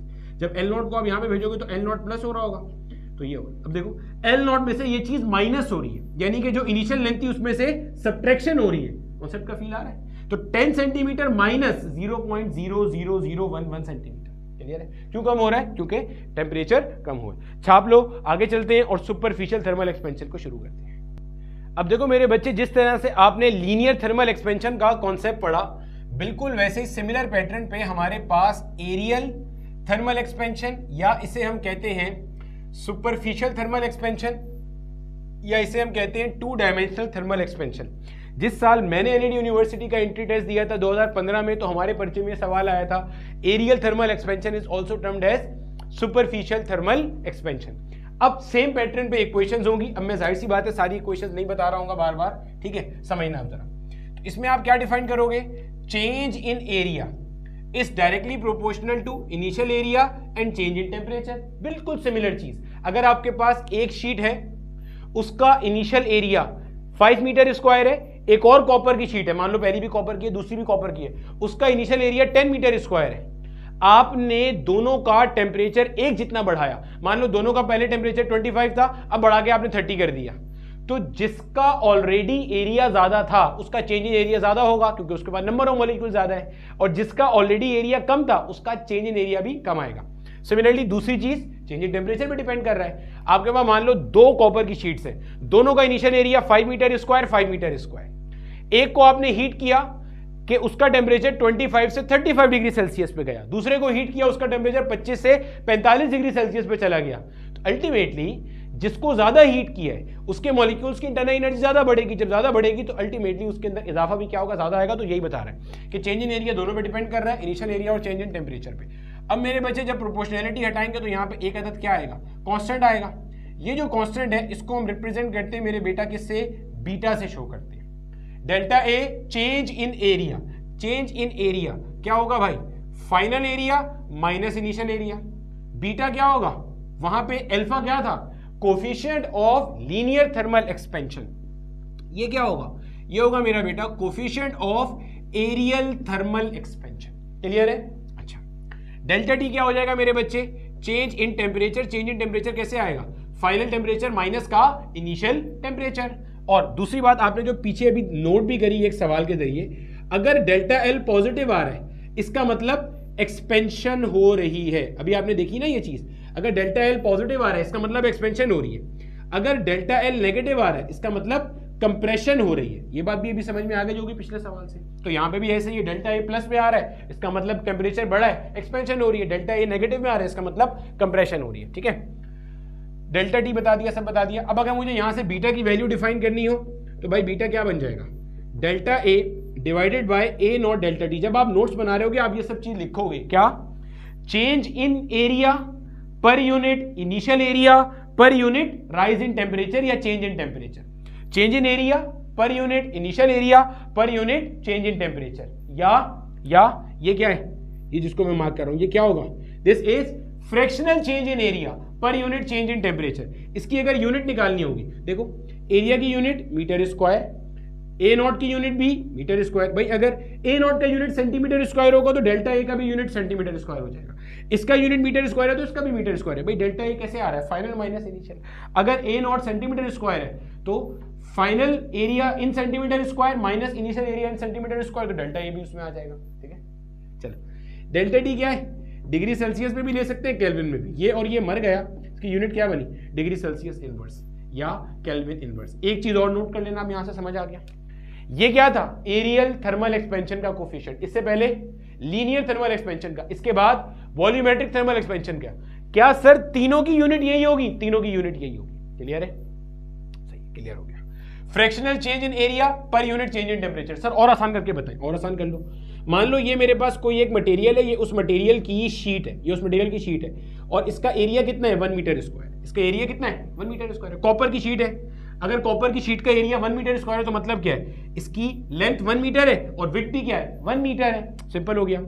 अब मेरे बच्चे क्या हुआ, मैंने इसको हीट एनर्जी दी, जब हीट देंगे तो इसका टेम्परेचर बढ़ेगा। मान लो इतनी हीट दी कि इसका टेम्परेचर 1 डिग्री सेल्सियस बढ़ गया, तो टेम्परेचर 1 डिग्री सेल्सियस बढ़ने पर जितना चेंज इन एरिया आएगा वो कहलाता है coefficient of areal thermal expansion. जैसे वहां पे 1 मीटर रॉड था, इसको आपने हीट दिया, इतना हीट दिया कि उसका जो टेम्परेचर था वो 1 डिग्री सेल्सियस बढ़ गया। तो टेम्परेचर के 1 डिग्री सेल्सियस बढ़ने पर जितना change in length of the rod आएगा वो अपने पास क्या कहलाएगा, वो अपने पास कहलाएगा, क्या कहलाएगा, coefficient of linear thermal expansion. यहाँ पे एरिया में जितना चेंज आएगा वो क्या कहलाएगा, coefficient of areal thermal expansion. ठीक है सर, ठीक है सर, समझ में आ गया। एक चीज और, अब अक्सर पूछा जाता है कि यार ये जो कोफिशिएंट्स है ना इनका आपस में क्या रिलेशन है। क्या मतलब, भाई लीनियर थर्मल एक्सपेंशन का जो कोफिशिएंट है इसका और एरियल थर्मल एक्सपेंशन के कोफिशिएंट का आपस में क्या रिलेशन है। तो भाई साहब आपस में ये रिलेशन है कि beta will be equal to 2 alpha. ये एक और मासिक का सवाल है, beta will be equal to 2 alpha कैसे हो गया सर, ये कैसे हो गया ये। वैसे तो मैट्रिक लेवल पे इसकी एक छोटी सी डेरिवेशन भी है, लेकिन मैं आपको वैसे ही समझाने की कोशिश करता हूं कॉन्सेप्चुअली। देखो बीटा है क्या, अल्फा क्या है। अगर आपके पास मान लो एक कोई रॉड है, इस रॉड की इनिशियल लेंथ L है या L नॉट मान लो, जो भी लेके चल रहे थे। जब आप इसे हीट करोगे तो मेरा बेटा इस रॉड की यकीनन सिर्फ लेंथ में इजाफा होगा ना, ऐसे करके इस रॉड की लेंथ क्या होगी, बढ़ती चली जाएगी, वो जाके ऐसे करके इजाफा होगा, ऐसे ही है डेल्टा L, एक डायमेंशन में इजाफा। इसका जो लीनियर थर्मल एक्सपेंशन का कोफिशिएंट है वो क्या हो जाएगा, अल्फा हो जाएगा। अल्फा क्या है, मटेरियल बेस कांस्टेंट। ये बताता है कि किसी भी मटेरियल का टेम्परेचर आपने 1 डिग्री सेल्सियस बढ़ाया तो इसकी लेंथ कितना बढ़ेगी, गोया कि मटेरियल की थर्मल एक्सपेंशन की प्रॉपर्टीज को डिफाइन करता है। ठीक है सर। अब मान लो ये कॉपर की रॉड थी जिसकी मैं बात कर रहा था। अब मैंने क्या करा, मैंने कॉपर की शीट बना दी। जब कॉपर की शीट बना दी तो मेरे बच्चे, जब कॉपर की शीट बना दी तो वो ऐसी हो जाएगी। अब देखो इसकी 2 डायमेंशन हो गई, एक ये वाली डायमेंशन है और एक ये डायमेंशन है। खुद सोचो, जब मैं इसको हीट दूंगा तो मेरा बेटा यहां से इसमें भी कुछ इजाफा होगा, हाँ सर होगा, और यहां से इसमें भी कुछ इजाफा होगा, भाई कुछ लेंथ बढ़ेगी और कुछ विड्थ बढ़ेगी। तो अगर ये वापस कॉपर की शीट है तो जो लेंथ बढ़ेगी उसकी प्रॉपर्टीज को डिफाइन करने के लिए अल्फा था, सर था। यहां से विड्थ बढ़ेगी, विड्थ भी तो एक फॉर्म ऑफ लेंथ ही होती है। लेंथ क्या होती है, विड्थ भी तो एक फॉर्म ऑफ लेंथ है। अपनी कॉपी में नोट कर लेना, हर वो चीज जिसका यूनिट आप metre, centimetre, feet, kilometre, inch, miles में बता सकते हो, यानी कि जिसका लेंथ वाला यूनिट आप लगा सकते हो, हर वो चीज लेंथ ही कंसीडर होती है। रेडियस लेंथ है भाई 2 सेंटीमीटर, 3 सेंटीमीटर। डायामीटर लेंथ है, getting my point. Height length है, लेंथ खुद लेंथ है, विड्थ लेंथ है, ब्रेथ लेंथ है, समझ आ रहा है। सर्कमफेरेंस ये भी लेंथ है। हर वो चीज जिसका यूनिट आप इन टर्म्स ऑफ लेंथ के यूनिट के डिफाइन कर सकते हो, हर वो चीज क्या है आपके पास, लेंथ है। और लीनियर थर्मल एक्सपेंशन आप हर जगह पे अप्लाई कर सकते हो। ठीक है, तो इसकी विड्थ भी बढ़ेगी, तो अब इसके लिए भी क्या हो गया, अल्फा, क्योंकि कॉपर का है तो कॉपर की लेंथ के इजाफे के लिए जो प्रॉपर्टी के लिए हम कोफिशिएंट यूज करते हैं वो अल्फा होता है, ये भी अल्फा हो गया। अब अगर मुझे पूरे एरिया की बात करनी है तो पूरे एरिया में एक अल्फा इसका आ गया, एक अल्फा इसका आ गया, तो बीटा क्या हो जाएगा, अल्फा प्लस अल्फा मिला के कितना हो गया, 2 अल्फा। बोलो समझ आते हैं। Coefficient of areal thermal expansion बराबर है किसके, 2 टाइम्स ऑफ अल्फा के। इसको आप ऐसे यूनिट वाइज तोड़ के पढ़ लो, क्या कि एरियल थर्मल एक्सपेंशन कोई नया कॉन्सेप्ट नहीं है, वो लीनियर थर्मल एक्सपेंशन 2 डायमेंशन में। लीनियर थर्मल एक्सपेंशन 1 डायमेंशन में लेंथ का इजाफा होना। अब सोचो, ऐसे भी लेंथ बढ़ रही है, ऐसे भी लेंथ बढ़ रही है, तो मिला के एरिया बढ़ रहा है ना भाई मेरे। खुद सोचो, पहले समझ लो ये आपके पास प्लेन था, सही, एक लेंथ ये थी, एक लेंथ ये थी। अब सोचो इजाफा हुआ और नया प्लेन ऐसा हो गया। मिसाल दे रहा हूँ, समझो मिसाल दे रहा हूँ, ये हो गया नया प्लेन। अब देखो ये हो गया प्लेन, ठीक है, या ऐसे कर लेते हैं, कैसे करें कैसे करें कैसे करें।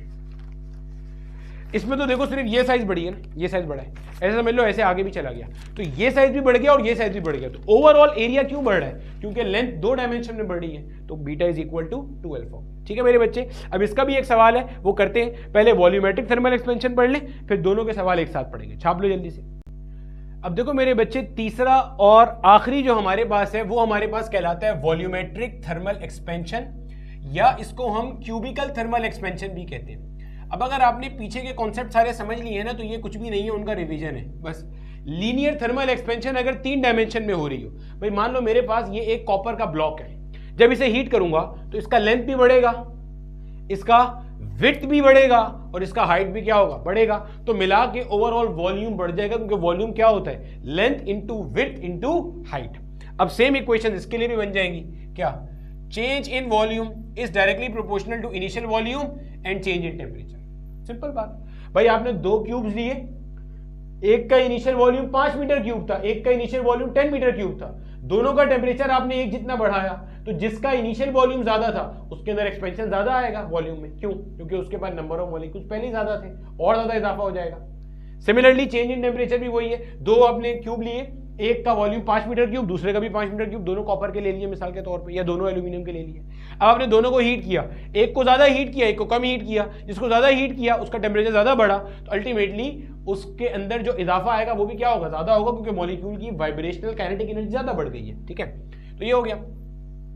अब ये बन जाएगा delta V will be equal to V nought, इसके लिए हम यूज करते हैं गामा डेल्टा टी। ठीक है, क्लियर हो गया। अच्छा, बास किताबों में वॉल्यूमेट्रिक थर्मल एक्सपेंशन के कोफिशिएंट के लिए बीटा यूज करते हैं और एरियल के लिए गामा यूज करते हैं, इससे कोई फर्क नहीं पड़ता। ये बिल्कुल वैसे ही है जैसे बाजार से आपने पालने के लिए एक डॉगी खरीदा, अब उसका नाम आप कुछ भी रख दो, टॉमी रख दो, क्यूटू रख दो, पप्पू रख दो, कुछ भी रख दो, जो आपको दिल करता है वो आप रख सकते हो, आपको जो अच्छा लगे। अब बीटा भी कह सकते हो, आपकी मर्जी, आपको कॉन्सेप्ट पता होना चाहिए। गामा भी कह सकते हो आप, ठीक है। ज्यादा किताबों में गामा होता है, इसलिए मैं गामा के साथ जा रहा था। ठीक है, ये हो गया हमारे पास। अब इसी के अंदर डेल्टा वी क्या है आपके पास, delta V is change in volume. कैसे आएगा, final minus initial volume. V naught क्या है, इनिशियल वॉल्यूम। गामा क्या है, gamma is coefficient of volumetric thermal expansion. और जो बहस अभी पीछे की थी उसी के लिहाज से देखोगे तो पता चल जाएगा gamma is equal to 3 alpha. क्यों? एक अल्फा लेंथ का, एक अल्फा विड्थ का, एक अल्फा हाइट का, तो gamma is equal to 3 alpha, क्योंकि लीनियर थर्मल एक्सपेंशन ही 3 डायमेंशन में हो रही है, उसको कहते हैं वॉल्यूमेट्रिक या क्यूबिकल थर्मल एक्सपेंशन। ठीक है, सही है। अब गामा को डिफाइन करना है तो गामा चेंज, ये डेल्टा टी क्या है? चेंज इन टेम्परेचर गोया के फाइनल टेम्परेचर माइनस का इनिशियल टेम्परेचर। ठीक है, तो गामा क्या बन जाएगा भाई? Delta V divided by V nought into delta T. एक पहली definition, change in volume per unit initial volume per unit change in temperature. एक और डेफिनेशन ये वाली, fractional change in volume per unit change in temperature. अगर ये metre cube में, ये भी मीटर क्यूब में, तो ये मर जाएगा। इसकी यूनिट क्या बनेगी? डिग्री सेल्सियस इनवर्स या केल्विन इनवर्स।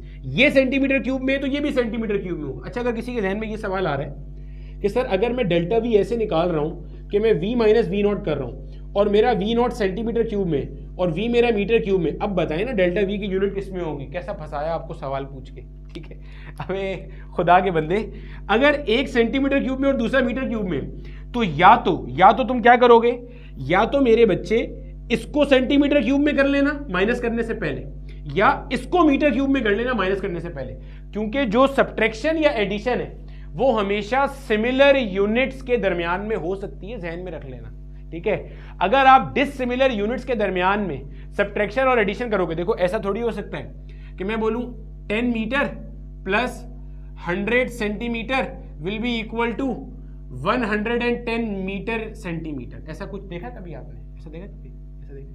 ये अगर किसी को लग रहा है कि ये मीटर सेंटीमीटर में ऐड हो सकता है तो गलत लग रहा है। या तो इसको पहले सेंटीमीटर में कन्वर्ट कर लें तो ये 1000 सेंटीमीटर बन जाएगा, क्योंकि 1 मीटर 100 सेंटीमीटर है, तो फिर 1100 सेंटीमीटर हो जाएगा। या इसको मीटर में कर लें, ठीक है, तो ये 1 मीटर है तो 1 मीटर प्लस 10 मीटर 11 मीटर हो जाएगा। जैसे भी करना है एक यूनिट में करके आप ऐड सब्ट्रैक्ट कर सकते हो, ध्यान में रखना।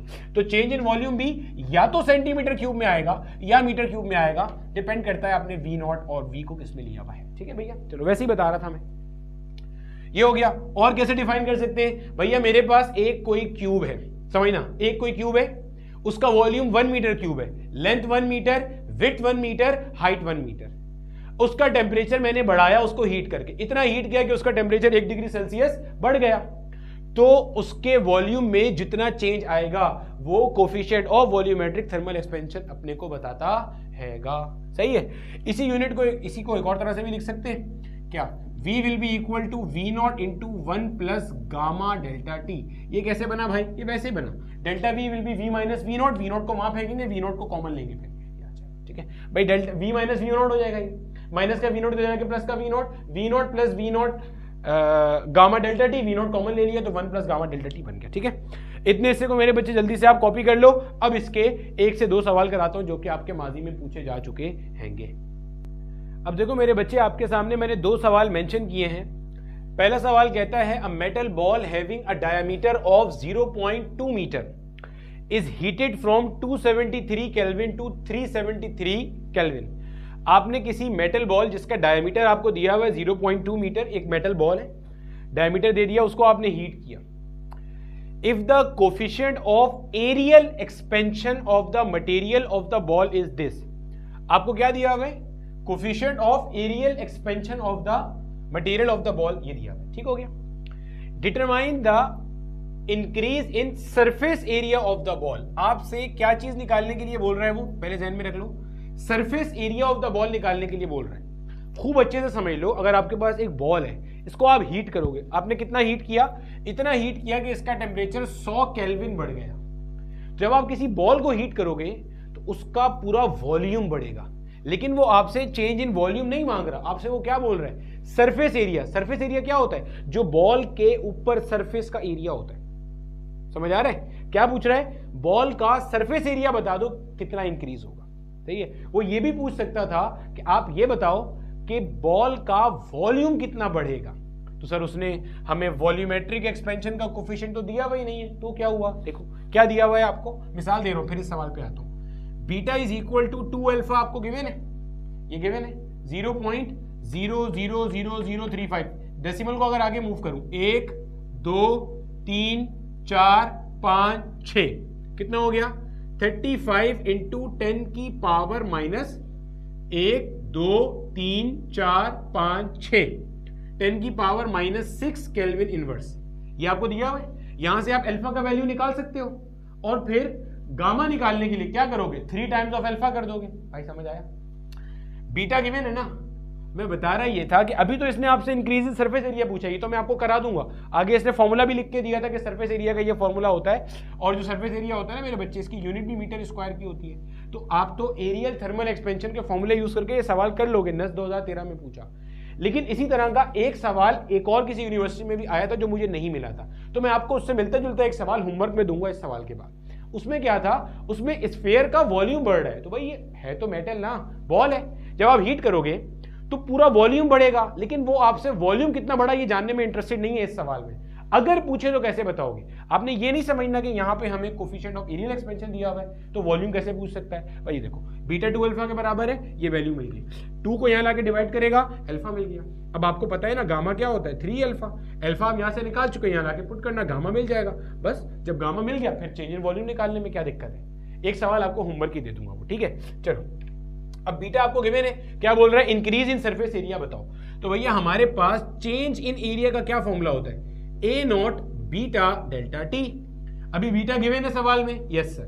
डेल्टा टी गिवन है, यस सर। ए नॉट क्या है, इनिशियल सरफेस एरिया क्या था।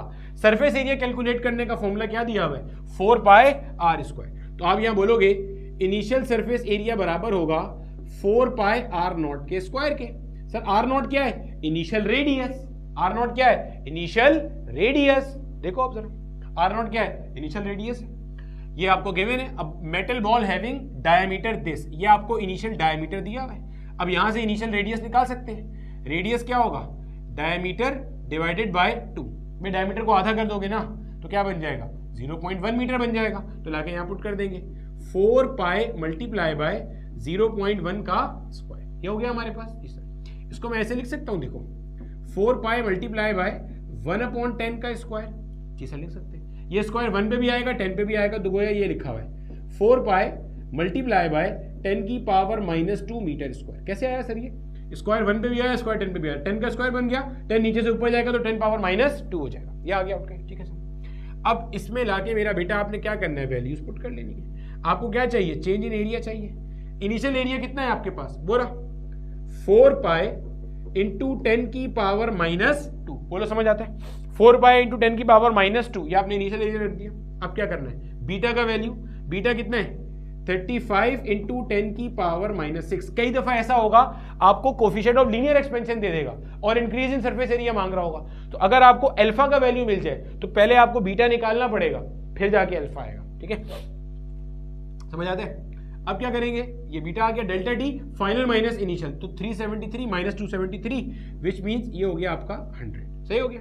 अब सिंप्लीफाई करना है, पाई का वैल्यू में यहाँ पे 22/7 लिख सकता हूँ। सर 3.142 क्यों नहीं लिया, इसलिए कि मुझे नजर आ रहा है यहाँ 35 है, तो अगर अपॉन में 7 आएगा 35 आराम से कैंसिल हो जाएगा। ये चीजें with the passage of time आपको प्रैक्टिस करके पता चलना शुरू हो जाती है, ठीक है। मल्टीप्लाई आ गया 35 into 10 power -6 multiply by 10 power 2, सही है सर, सही। 7 1 जा 7 5 जा हो गया 35, ठीक है। 10 पावर -2 से 10 पावर 2 मर गया भाई, -2 + 2 0 हो गया, 10 पावर 0 इज 1, सही सही। अब ये 5 है, इसको इस 4 से अगर मैं मल्टीप्लाई कर देता हूँ तो क्या बनेगा भाई साहब, ये 4 5 जा हो गया मेरे बच्चे 20, और साथ में कौन मल्टीप्लाई हो रहा है, यहाँ पे 22 मल्टीप्लाई हो रहा है, सही है। 4 पंजे 20 और ये 22 एज इट इज आ गया, और साथ में क्या लिखा हुआ है, 10 की पावर -6 मल्टीप्लाई कर लो, 22 0 जा 0, 22 को 2 से मल्टीप्लाई किया तो क्या हो गया 440 multiply by 10 power -6 metre square. ये मेरा बेटा आपके पास क्या आया, चेंज इन एरिया आया। थोड़ा सिंप्लीफाई कर लेंगे, डेसिमल को 1 और 1 2 स्टेप इधर ले जाएंगे तो क्या बनेगा 4.4 इंटू 10 की power -4 metre square, 4.4 into 10 power -4 metre square. और क्या पूछ सकता है सर आपसे यहां से, और मेरा बेटा आपसे ये पूछ रहा था find the final surface area. अभी तो उसने बोला ना determine the increase in surface area, तो आपने इंक्रीज निकाल लिया, इतना इंक्रीज आएगा, ये प्लस में आ रहा है, इसका मतलब सरफेस एरिया क्या होगा, बढ़ेगा। फाइनल पूछता तो क्या करते, अब कुछ नहीं, delta A is equal to A minus का ए नॉट को वहां भेज के प्लस कर लेते। ए नॉट देखो आपने यहाँ कहीं निकाला था, ये रहा ए नॉट निकाला हुआ है आपने यहाँ पे, ठीक है, ये निकाला हुआ है ए नॉट, इसके अंदर जो डेल्टा ए निकाला है इसको प्लस कर लोगे, आंसर आपने बताना है। और क्या पूछ सकता था, और आपसे पूछ सकता था इनिशियल रेडियस बताओ और फाइनल रेडियस बताओ। इनिशियल रेडियस कैसे आएगा, देखो यहां से आएगा। आपने ये इनिशियल एरिया निकाल लिया अपना, ये रहा देखो, A naught is equal to 4 pi initial radius का स्क्वायर। इनिशियल रेडियस तो हमें पता ही है ना, ये रहा पॉइंट 1। इनिशियल रेडियस तो हमें पता ही है, आपसे फाइनल रेडियस पूछ सकता है। फाइनल रेडियस निकालने के लिए क्या करोगे, आप बोलोगे फाइनल रेडियस बराबर होगा 4 पाई आर स्क्वायर के, यही होगा ना। आपने यहां से अपना फाइनल सरफेस एरिया निकाला, यहां लाके पुट कर दिया। इनिशियल रेडियस तो हमने पहले से ही निकाला हुआ है, ठीक है, इसी की मदद से तो इनिशियल सरफेस एरिया निकाला था। अब आपने यहाँ पे फाइनल अपना सरफेस एरिया पुट किया, 4 पाई कांस्टेंट है, यहाँ लाके डिवाइड कर दोगे, ये आपको यहां से मिल जाएगा फाइनल रेडियस का स्क्वायर। दोनों तरफ अंडर रूट लोगे तो फाइनल रेडियस मिल जाएगा। आपने क्या करना है, दो काम करने हैं, एक फाइनल एरिया निकालना है इस तरह से जो बताया है, दूसरा आपने फाइनल रेडियस कैलकुलेट करना है। कैसे, surface area of the sphere का फॉर्मूला क्या, a is equal to 4 pi R square, सही है। और 4 पाई को यहां लाके डिवाइड कर दिया, एरिया यहां वाला पुट कर देना लाके, फाइनल वाला लाके डिवाइड करना, और आर स्क्वायर आ जाएगा विच इज फाइनल रेडियस का स्क्वायर। दोनों तरफ अंडर रूट लेंगे, आपको क्या मिल जाएगा, आर मिल जाएगा। मैंने ये कैलकुलेशन की थी, तो मेरा बेटा जो आपके पास फाइनल रेडियस आ रहा होगा, मुझे आप बता भी देना कि ये आ रहा है या नहीं, वो आएगा 0.100173 मीटर, 0.100173 मीटर आप यहां से निकाल सकते होगे। ठीक है भैया, समझ आता है मेरे बच्चे, सही है, कॉपी कर लो, आगे चलते हैं। ठीक है मेरे बच्चे, फाइनल रेडियस आप निकाल के कंफर्म करके बताओगे, और इसके जैसा एक सवाल आपको यहां पे होमवर्क में भी लिखा नजर आ रहा होगा। ठीक है, वो जो होमवर्क वाला सवाल है वो मेरे बच्चे आपने अपना इन टर्म्स ऑफ वॉल्यूम करना है। ठीक है, सेम क्वेश्चन है, बस वॉल्यूम वाला सवाल है, वॉल्यूम का सवाल। ठीक है मेरे बच्चे, ये अपने पास ना मैं लिख रहा होता हूँ, परेशान नहीं होना, ये लिख रहा होता हूँ ताकि यहाँ पे ड्यूरिंग एडिटिंग इसको लगाया जा सके। ठीक है, अब देखो वॉल्यूम वाले सवाल में क्या करोगे, अगर इसी में मैं आपको बोलता मिसाल के तौर पे कि भाई साहब चेंज इन वॉल्यूम निकालो, तो चेंज इन वॉल्यूम कैसे होते हैं, स्फीयर का वॉल्यूम का फॉर्मूला होता है 4/3 पाई आर क्यूब। इनिशियल रेडियस आपको पता था, यहां पुट करते, यहां से आपको मिल जाता आपका इनिशियल वॉल्यूम। अब आपको क्या चाहिए था, चेंज इन वॉल्यूम, तो चेंज इन वॉल्यूम कैसे आता, V nought gamma delta T. सबसे पहले आप क्या करते, गामा निकालते। गामा कैसे आता भाई, बीटा आपके पास बराबर है किसके, 2 अल्फा के, यहां से आप निकालते अल्फा का वैल्यू। अल्फा कैसे आता, बीटा डिवाइड बाय 2 करके, ये बीटा के मैंने इसको 2 से डिवाइड करते। फिर आपको पता है गामा क्या है, 3 अल्फा के बराबर है। आप क्या करोगे, आप 3 मल्टीप्लाई बाय जो भी आपका यहां से आंसर आया, जो भी आपने आंसर निकाला है अल्फा का, के पुट कर दोगे, वरना डायरेक्ट बीटा अपॉन 2 पुट कर देना, तब भी आंसर आ जाएगा। ठीक है, गामा निकाल लिया, गामा लाके पुट कर दिया, वी नॉट निकाल लिया, वी नॉट पुट कर दिया, डेल्टा टी तो हमें पता ही है कितना है, 100 केल्विन का चेंज आ रहा है, चेंज इन वॉल्यूम आ गया यहां से, सही है, चेंज इन वॉल्यूम पता चल गया। तो आप क्या निकाल लो, फाइनल वॉल्यूम निकाल लो, delta V will be equal to V minus का वी नॉट। अब वी नॉट को यहां बेच के ऐड कर दोगे तो आपको क्या मिल जाएगा, फाइनल वॉल्यूम मिल जाएगा। सही, अब फाइनल वॉल्यूम आपने निकाल लिया। अब देखो जबरदस्त काम चेक करने का तरीका बता रहा हूं, फाइनल वॉल्यूम निकाल लिया। फाइनल वॉल्यूम कैसे आया भाई, चेंज इन वॉल्यूम यहां से निकाला, इनिशियल वॉल्यूम यहां से निकाला, इसको यहां बेच के आपने ऐड किया तो क्या आ गया, फाइनल वॉल्यूम। अब फाइनल वॉल्यूम का फॉर्मूला लिखोगे 4/3 पाई आर का क्यूब। सही हो गया। जब मेरे बच्चे आप फाइनल वॉल्यूम यहां से लाके पुट करोगे यहां पे, तो यहां से आपको क्या मिलेगा, फाइनल रेडियस भी मिल सकता है भाई। 4/3 पाई यहां मल्टीप्लाई और इधर आके डिवाइड कर देना, फिर दोनों तरफ क्यूब रूट लगाना, यहां से आपको क्या मिलेगा, फाइनल रेडियस। यहां से जो आप फाइनल रेडियस निकालोगे, और जो आपने इससे पहले फाइनल रेडियस निकाला था ये फाइनल सरफेस एरिया वाले फॉर्मूले से, एक बराबर आना चाहिए। And that is how you check कि फिजिक्स सही चल रही है नहीं चल रही। एक और तरीका बताता हूं फाइनल रेडियस निकालने का आपको। मुझे एक बात बताओ, रेडियस को as a sort of length ले सकते हैं हम या नहीं ले सकते, ले सकते हैं। जब रेडियस को आप एक सॉर्ट ऑफ लेंथ ले सकते हो तो इसका मतलब आप ये भी तो कह सकते हो कि रेडियस में इजाफा हो रहा है। बेसिकली रेडियस में इजाफा हो रहा है जब भी तो सरफेस एरिया बढ़ रहा है, क्योंकि surface area is dependent on radius and volume is dependent on radius. Radius बढ़ रहा है जब भी सरफेस एरिया और जब भी वॉल्यूम ऑफ द स्फीयर बढ़ रहा है, तो गोया रेडियस में लीनियर थर्मल एक्सपेंशन हो रही है। आपको क्या पता है, आपको पता है L is equal to L nought into 1 plus alpha delta T, पता है, पता है सर। अब रेडियस निकालना है, आप बोलोगे यहां पे radius, final radius will be equal to initial radius into 1 plus alpha delta T. Alpha कहां से लाके रखोगे, यहां से निकाल के, 2 मल्टीप्लाई होता है इधर आके डिवाइड करना, आपको यहां से अल्फा मिल जाएगा। Just put your alpha over here, delta T वही लोगे आप और ब्रैकेट में 1 प्लस डाल दोगे। आर नॉट कितना है अपने पास, आर नॉट 0.1 है। यहां से आप फाइनल रेडियस निकालोगे तब भी वही आंसर आएगा, वो जो मैंने आपको बताया था 0.100173 या 174, करीब करीब आ रहा होगा, 0.100173 या 174, इसके करीब करीब मेरे बच्चे आपका आंसर आ रहा होगा, जहन में रख लेना, ठीक है। तो 3 तरीके से मैंने आपको फाइनल रेडियस निकालना बता दिया, यहां से और फाइनल सरफेस एरिया से, ठीक है। अब सवाल में उसने बस ये पूछा हुआ था, बाकी वेरिएशन मैंने आपको खुद प्रैक्टिस के लिए यहाँ पे दे दी। वो असल में ई कैट एमडी कैट पढ़ा के ना ये आदत हुई हुई है कि वेरिएशन सारी की सारी ना कवर करा रहे होते हैं, ठीक है। छाप लो इतने हिस्से को, अगले सवाल पे चलते हैं। अगला सवाल जो मेरा बेटा आपके सामने लेकर आए वो ETA education testing and evaluation agency, जो कि KPK के अंदर ई कैट एमडी कैट का टेस्ट कराने की जिम्मेदार है, उसने पूछा था 2007 के अंदर, ठीक है। अब ये सवाल क्या कहता है, कहते हैं on heating a glass block of 10,000 cubic centimetre, ये जो सीसी लिखा होता है ना, दिस इज क्यूबिक सेंटीमीटर, जहन में रख लेना, ठीक है। 10,000 क्यूबिक सेंटीमीटर इसका वॉल्यूम है, from 25 to 45 degree Celsius, its volume increases by 3 centimetre cube, volume कितना बढ़ गया, 3 क्यूबिक सेंटीमीटर बढ़ गया।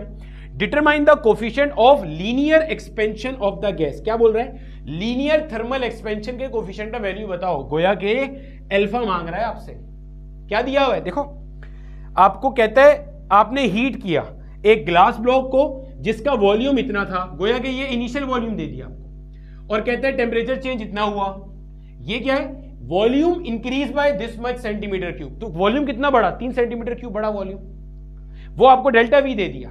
अब आपके सामने इक्वेशन क्या है, delta V is equal to V nought gamma delta T, यही इक्वेशन है अपने पास। यहां से क्या होगा, गामा का वैल्यू आ जाएगा, देखो, लेकिन गामा मांग नहीं रहा, मांग आपसे अल्फा रहा है। Determine the coefficient of linear expansion of the gas, delta we कितना है, 3 सेंटीमीटर क्यूब। अच्छा मैं चेंज नहीं कर रहा, क्योंकि देखो यहां पे भी सेंटीमीटर क्यूब है, यहां पर भी सेंटीमीटर क्यूब है, तो चेंज करने का फायदा ही नहीं है। हाँ, अगर ऐसा होता यहां मीटर क्यूब में होता और यहां सेंटीमीटर क्यूब में होता तो मुझे दोनों को एक यूनिट में लाना पड़ता। क्यों सर, अभी तो बताया था, गामा का जो वैल्यू था आपके पास, गामा का वैल्यू क्या था याद करो, गामा था delta V upon V nought delta T. तो अगर ये मीटर क्यूब में सेंटीमीटर क्यूब में तो कैंसिल कैसे होगा, यूनिट मरेंगे ही नहीं। यूनिट मारने के लिए दोनों का यूनिट सेम होना जरूरी है, ध्यान में रख लेना। अगर ये मीटर क्यूब में होता वो सेंटीमीटर क्यूब में, तो या तो इसे सेंटीमीटर क्यूब में करता या उसे मीटर क्यूब में करता, ताकि मीटर क्यूब से मीटर क्यूब या सेंटीमीटर क्यूब से सेंटीमीटर क्यूब मर जाए और डेल्टा वी का इंपैक्ट खत्म हो जाए, तब आपके पास गामा या अल्फा की यूनिट डिग्री सेल्सियस इनवर्स या केल्विन इनवर्स बचेगी। ठीक है, अब देखो वी नॉट कितना है, 10,000 दिया हुआ है, गोया के 10 पावर 4 लिख दिया, ये आ गया मेरे बच्चे गामा, और आगे आपके पास क्या डेल्टा टी। डेल्टा टी क्या, चेंज इन टेम्परेचर, यहां से आ जाएगा 45 माइनस का 25 जी। अब देखो मेरे बच्चे, जो हम बात कर रहे थे, जो बीच में कॉल आई थी, यहां हमारे पास हो गया गामा, डेल्टा टी क्या है 45 माइनस 25, तो कितना बन जाएगा, ये 20 बन जाएगा, सही। अब गामा क्या हो जाएगा 3/20 इंटू 10 पावर 4, यही बनेगा ना, 20 इंटू 10 पावर 4 अपॉन में आ जाएगा। मैं गामा की जगह पे लिख सकता हूँ gamma is equal to 3 alpha, क्योंकि गामा 3 अल्फा के बराबर है, तो 3 अपॉन में आ गया मेरे बच्चे 20 इंटू 10 पावर 4, यही आता है, यही आता है सर। अब क्या करेंगे भाई, ये 3 से 3 मर गया आपके पास, अल्फा का वैल्यू चाहिए था, वही आ जाएगा अब यहाँ से, सही। अब देखो इस 20 को मैं ऐसे लिख सकता हूँ 2 मल्टीप्लाई बाय 10 इंटू 10 पावर 4, जी सर लिख सकते हैं। तो ये 10 पावर 4 और 10 क्या बन जाएगा 10 पावर 5, और जब 10 पावर 5 नीचे से ऊपर आएगा तो 10 की पावर -5 अपॉन में क्या आ गया 2 आ गया। 1/2 क्या होता है भाई, यहाँ पे 1 था ना, ये 1 था, कुछ नहीं लिखा तो 1 है। 1/2 क्या होता है 0.5, तो क्या बन गया 0.5 into 10 power -5 degree Celsius inverse. इसको ऐसे भी लिख सकता हूँ 5 into 10 power -6 degree Celsius inverse या केल्विन इनवर्स। भाई डेसिमल को एक स्टेप राइट में लेकर गया तो पावर क्या आएगी -1 आ जाएगी, ठीक है। तो 5 into 10 power -6 degree Celsius inverse या केल्विन इनवर्स। तो मेरे बच्चे ये हमारे पास माजी में कुछ पूछे गए क्वेश्चन थे। अब यहीं से अगर आपसे कोई पूछ ले कि भाई मिसाल के तौर पे गामा का वैल्यू बताओ, तो गामा कैसे आएगा, ये अल्फा पता चल गया, इसको 3 से मल्टीप्लाई करेंगे गामा आ जाएगा। बीटा पूछ लेगा तो बीटा कैसे आएगा, इसको 2 से मल्टीप्लाई करेंगे, ठीक है। छाप लो भैया, आगे चलते हैं और एप्लीकेशंस ऑफ थर्मल एक्सपेंशन देखते हैं। अब देखो मेरे बच्चे, जो हमने सारे के सारे फिनोमिनास पढ़े हैं, इन्हीं की बेसिस पे हमारे पास कुछ 2-3 एप्लीकेशन है जिनसे रिलेटेड हमारे माजी में क्वेश्चन पूछे जा चुके हैं, चाहे वो ई-कैट लेवल पे हों, बोर्ड लेवल पे हों या एमडी-कैट लेवल पे हों। जैसे एक मेरा बेटा हमारे पास है, इसकी बाय मेटेलिक स्ट्रिप की एप्लीकेशन। अब मेरे बच्चे, ये बाय मेटेलिक स्ट्रिप क्या होती है, आप लोगों ने अक्सर अपने घरों में डिवाइसेस देखी होंगी जिनमें थर्मोस्टेट यूज होते हैं। सर मिसाल बताएं, मेरा बेटा जैसे आपके घर में इस्त्री इस्तेमाल होती है, आयरन, वो एक मिसाल है। इसी तरह आपके घर में जो पानी गर्म करने का गीजर इस्तेमाल होता है, इलेक्ट्रिक गीजर हो या कोई दूसरा गीजर हो, अब तो खैर मॉडर्न गीजर्स के अंदर सेंसर्स आ रहे हैं जो कि ये काम करते हैं, लेकिन पुराने गीजर जिनमें थर्मोस्टेट हुआ करता था उसके अंदर भी बायोमेटेलिक स्ट्रिप इस्तेमाल होती थी। इस्त्री की मिसाल सबसे कॉमन है, वो आप यूज कर सकते हो। वही वाली इस्त्री, वो जो नेशनल की इस्त्री आती है ना, भारी चीज किसी को फेंक के मारो उसका इंतकाल हो जाएगा, उसी इस्त्री की बात कर रहा हूँ। आप कभी उसे ऑन करो तो एक ऑरेंज कलर की लाइट जलती है और आप इस्त्री को ना छेड़ो, कुछ देर के बाद वो ऑरेंज वाली लाइट खुद ब खुद बंद हो जाएगी। अब आप बोलो यार तार भी कनेक्ट है, उसमें करंट भी जा रहा है, जैसा पहले था वैसे ही सब कुछ है, तो ये लाइट क्यों बंद हो गई, ये इस्त्री डिस्कनेक्ट क्यों हो गई? वजह यह है कि इस्त्री को जिस डिजायर्ड टेम्परेचर तक गर्म होना था वो हो गई, अब उसके बाद वो क्या हो गया भाई साहब, डिस्कनेक्ट हो गया उठ के। ठीक है मेरे बच्चे, तो ये काम कौन करता है, बायोमेटेलिक स्ट्रिप करता है। अब मेरे बच्चे बायोमेटेलिक स्ट्रिप के अंदर जो काम होता है वो किस तरह से होता है, ऐसे करके आपके पास दो स्ट्रिप्स होती है इक्वल लेंथ, समझना। ये मेरा बेटा मान लो आपके पास एक स्ट्रिप है, दिस इज वन स्ट्रिप, और मेरे बच्चे यहाँ पे नीचे आपके पास मान लो ये एक और स्ट्रिप है। ये जो दोनों स्ट्रिप्स है ना, इसकी इनिशियल लेंथ दोनों की एक बराबर होती है। ये वाली जो स्ट्रिप होती है इसका जो अल्फा होता है वो ग्रेटर होता है, और ये वाली जो स्ट्रिप होती है इसका जो अल्फा होता है वो लेसर होता है। अल्फा रिवाइज कर लो, coefficient of linear thermal expansion ये बताएगा कि अगर 1 डिग्री सेल्सियस टेम्परेचर बढ़ा तो इसमें कितना इजाफा होगा वो इसका अल्फा बताएगा, इसमें कितना इजाफा होगा वो इसका अल्फा बताएगा। ठीक है, अब होगा क्या समझो। और यहां पे ऊपर मेरे बच्चे, यहां पे आपके पास इस जगह पे होता है इलेक्ट्रिकल कॉन्टैक्ट, ये इससे मिला हुआ होता है इलेक्ट्रिकल कॉन्टैक्ट। अब होता क्या है, ये टेम्परेचर कंट्रोल एप्लीकेशन में इस्तेमाल होता है। जैसे इस्त्री है, अब जब आप इस्त्री को ऑन करते हो तो उसका टेम्परेचर बढ़ना शुरू होता है, इलेक्ट्रिकल एनर्जी कन्वर्ट हो रही होती है थर्मल एनर्जी के अंदर, टेम्परेचर बढ़ता जा रहा होता है। अब जब टेम्परेचर बढ़ रहा है तो देखो इसकी लेंथ में और इनकी लेंथ में क्या हो रहा है, इजाफा हो रहा है। अब एक का अल्फा मेरे बच्चे ग्रेटर है और एक का अल्फा मेरे बच्चे क्या है, लेसर है। जिसका अल्फा ज्यादा है इसका मतलब क्या है, दोनों का टेम्परेचर तो एक ही जितना बढ़ेगा। भाई मान लो पहले टेम्परेचर था 25 डिग्री सेल्सियस, अब टेम्परेचर बढ़ करके हो गया 45 डिग्री सेल्सियस, तो देखो चेंज इन टेम्परेचर तो एक बराबर आया है दोनों के लिए, लेकिन क्या लेंथ में दोनों की एक बराबर इजाफा होगा, नहीं, अलग अलग होगा। जिसका अल्फा कम है उसकी लेंथ कम बढ़ेगी, जिसका अल्फा ज्यादा है उसकी लेंथ ज्यादा बढ़ेगी। अब सोचो, ये समझो, ये मेरा बेटा जिसका अल्फा कम है ना, ये उसकी लेंथ समझ लो मैंने बढ़ाई है, ठीक है, ये, और जिसका अल्फा ज्यादा है ये मैंने यहां बना दिया उसको मिसाल के तौर पे, ये, ठीक है। अब देखो समझो, ये बढ़ेगा ये भी बढ़ेगा, ऐसे ये इजाफा हो रहा है, ठीक है, ये इजाफा हो रहा है। अब ऊपर वाला जो है ना मेरे बच्चे, देखो उसमें ज्यादा इजाफा होगा, समझना इस बात को। जब ज्यादा इजाफा होगा ना तो उसकी वजह से होगा क्या, देखो समझो, ये देखो इसमें ज्यादा इजाफा होगा। अब समझो इस बात को, ये जो मेरे बच्चे यहाँ नीचे से ना ये जुड़ा हुआ है, अब इसको आप अगर यहां से मैं समझा दूं फिर यहाँ बनाऊंगा ज्यादा समझ में आएगा। देखो ये इनिशियल लेंथ दोनों की कैसी थी मेरे बच्चे, एक बराबर थी, समझना। ये ऐसे है, ये दो स्ट्रिप्स हैं ऐसे पैरेलल जॉइन हुई है। ऊपर वो है जिसका अल्फा ज्यादा है, यानी कि 1 डिग्री सेल्सियस टेम्परेचर चेंज करने पे इसकी लेंथ में ज्यादा इजाफा होगा, इसमें कम होगा। ऐसे ऊपर इलेक्ट्रिकल कॉन्टैक्ट है, जब ये इलेक्ट्रिकल कॉन्टैक्ट यहां से ब्रेक हो जाएगा, सर्किट ओपन हो जाएगा, करंट फ्लो नहीं करेगा, करंट तो क्लोज सर्किट में फ्लो करता है, तो ओपन हो गया तो करंट विल नॉट फ्लो। अभी क्लोज है, टेम्परेचर बढ़ा, अब देखो लेंथ बढ़ रही है, नीचे वाले की लेंथ कम बढ़ेगी, ऊपर वाले की ज्यादा। अब ऊपर वाले की लेंथ में ज्यादा बढ़ना है, लेकिन मसला क्या है कि ये वाली स्ट्रिप इस स्ट्रिप से ज्वाइन हुई हुई है, तो ऐसा नहीं ये मुंह उठा के अपनी मर्जी से आगे बढ़ना शुरू हो जाए, समझो। ऊपर वाली स्ट्रिप नीचे वाली स्ट्रिप के साथ जुड़ी हुई है, बायोमेटेलिक स्ट्रिप में दो मेटल की स्ट्रिप्स हैं and they are joined together, ऐसे जुड़ी हुई हैं। अब ये आगे जाना चाह रहा है, आगे जाना चाह रहा है, लेकिन नीचे से वो इसे पकड़ के बैठा हुआ है। समझो इसको इस तरह से, ऊपर वाली स्ट्रिप आगे जाना चाह रही है, ज्यादा उसकी लेंथ बढ़ना चाह रही है, नीचे वाला उसे खींच रहा है, नीचे वाला उसे खींच रहा है, रोक रहा है, क्योंकि वो नीचे वाला ऊपर वाले के बराबर आगे नहीं बढ़ पा रहा, क्योंकि नीचे वाले का अल्फा कम है, तो उसकी लेंथ में उतना इजाफा नहीं हो रहा जितना ऊपर वाले की हो रहा है। तो ऊपर वाला आगे जाना चाह रहा है और नीचे वाला उसे क्या कर रहा है, जोर लगा रहा है। तो होता क्या है, जब इजाफा होता है तो मेरा बेटा ये कुछ इस तरह से होता है, इस तरह से होता है, और ये यहां से आपके पास क्या होता है, टेढ़ा हो जाता है। अब समझिएगा इस बात को, यहां पे आपके पास जो इलेक्ट्रिकल कॉन्टैक्ट था, अब देखो ये आपके पास सर्किट क्या हो गया, ओपन सर्किट हो गया। पॉइंट समझ में आ रहा है। ऊपर आपने वो रखा हुआ होता है जिसका अल्फा ग्रेटर होता है, नीचे वो रखते हैं जिसका अल्फा कम होता है। फिर समझ लो, देखो ये मेरे बच्चे आपके पास मेटल की दो स्ट्रिप्स थी and they were like this, सही है। अब आपने टेम्परेचर चेंज किया, भाई आपने आयरन ऑन करी, इस्त्री ऑन करी, कपड़े इस्त्री करने के लिए, अब टेम्परेचर बढ़ा मेटल स्ट्रिप्स का, दोनों का टेम्परेचर एक जितना बढ़ा, लेकिन नीचे वाले की लेंथ कम बढ़ी, ऊपर वाले की लेंथ ज्यादा बढ़ी। अब ऊपर वाला ज्यादा आगे जाना चाह रहा है, लेकिन नीचे वाला उसे बोल रहा है नहीं बाबू ऐसे आप आगे नहीं जा सकते। रीजन, क्योंकि ये दोनों आपस में जुड़े हुए हैं। तो नीचे वाला ऊपर वाले को खींच रहा है, जिसकी वजह से ऊपर वाला ऐसे सीधा बढ़ने के बजाय ऐसे टेढ़ा हो जाएगा। क्यों? आगे जाना चाह रहा है, नीचे वाला उसे पीछे से जोर लगा रहा है, खींच रहा है, तो आगे जाके ये ऐसे हो जाएगा। अब क्या हुआ, अब ये यहाँ पे आपका जो इलेक्ट्रिकल कॉन्टैक्ट था ये ओपन हो गया। भाई जाहिर है जब ये ऐसे हो जाएगा, खुद सोचो ऐसे हो जाएगा, तो ये इलेक्ट्रिकल कॉन्टैक्ट क्या हो जाएगा, ओपन हो जाएगा, और करंट फ्लो करना सर्किट में बंद हो जाएगा। फिर जब करंट फ्लो नहीं कर रहा, इस्त्री अब करंट फ्लो नहीं कर रहा, इलेक्ट्रिकल एनर्जी अब थर्मल में कन्वर्ट नहीं हो रही, तो टेम्परेचर वापस फिलामेंट का गिरना शुरू हो जाएगा। टेम्परेचर गिरेगा, ये वापस कॉन्ट्रैक्ट करेगा, ये कम कॉन्ट्रैक्ट करेगा, ये ज्यादा कॉन्ट्रैक्ट करेगा, वापस ऊपर चला जाएगा और वापस ज्वाइन हो जाएगा, और अल्टीमेटली आपकी इस्त्री में वापस करंट आना शुरू हो जाएगा। यानी कि थर्मोस्टेट हम इस्तेमाल करते हैं, जिसका काम क्या होता है, काम ये होता है टेम्परेचर कंट्रोल एप्लीकेशंस में यूज करना।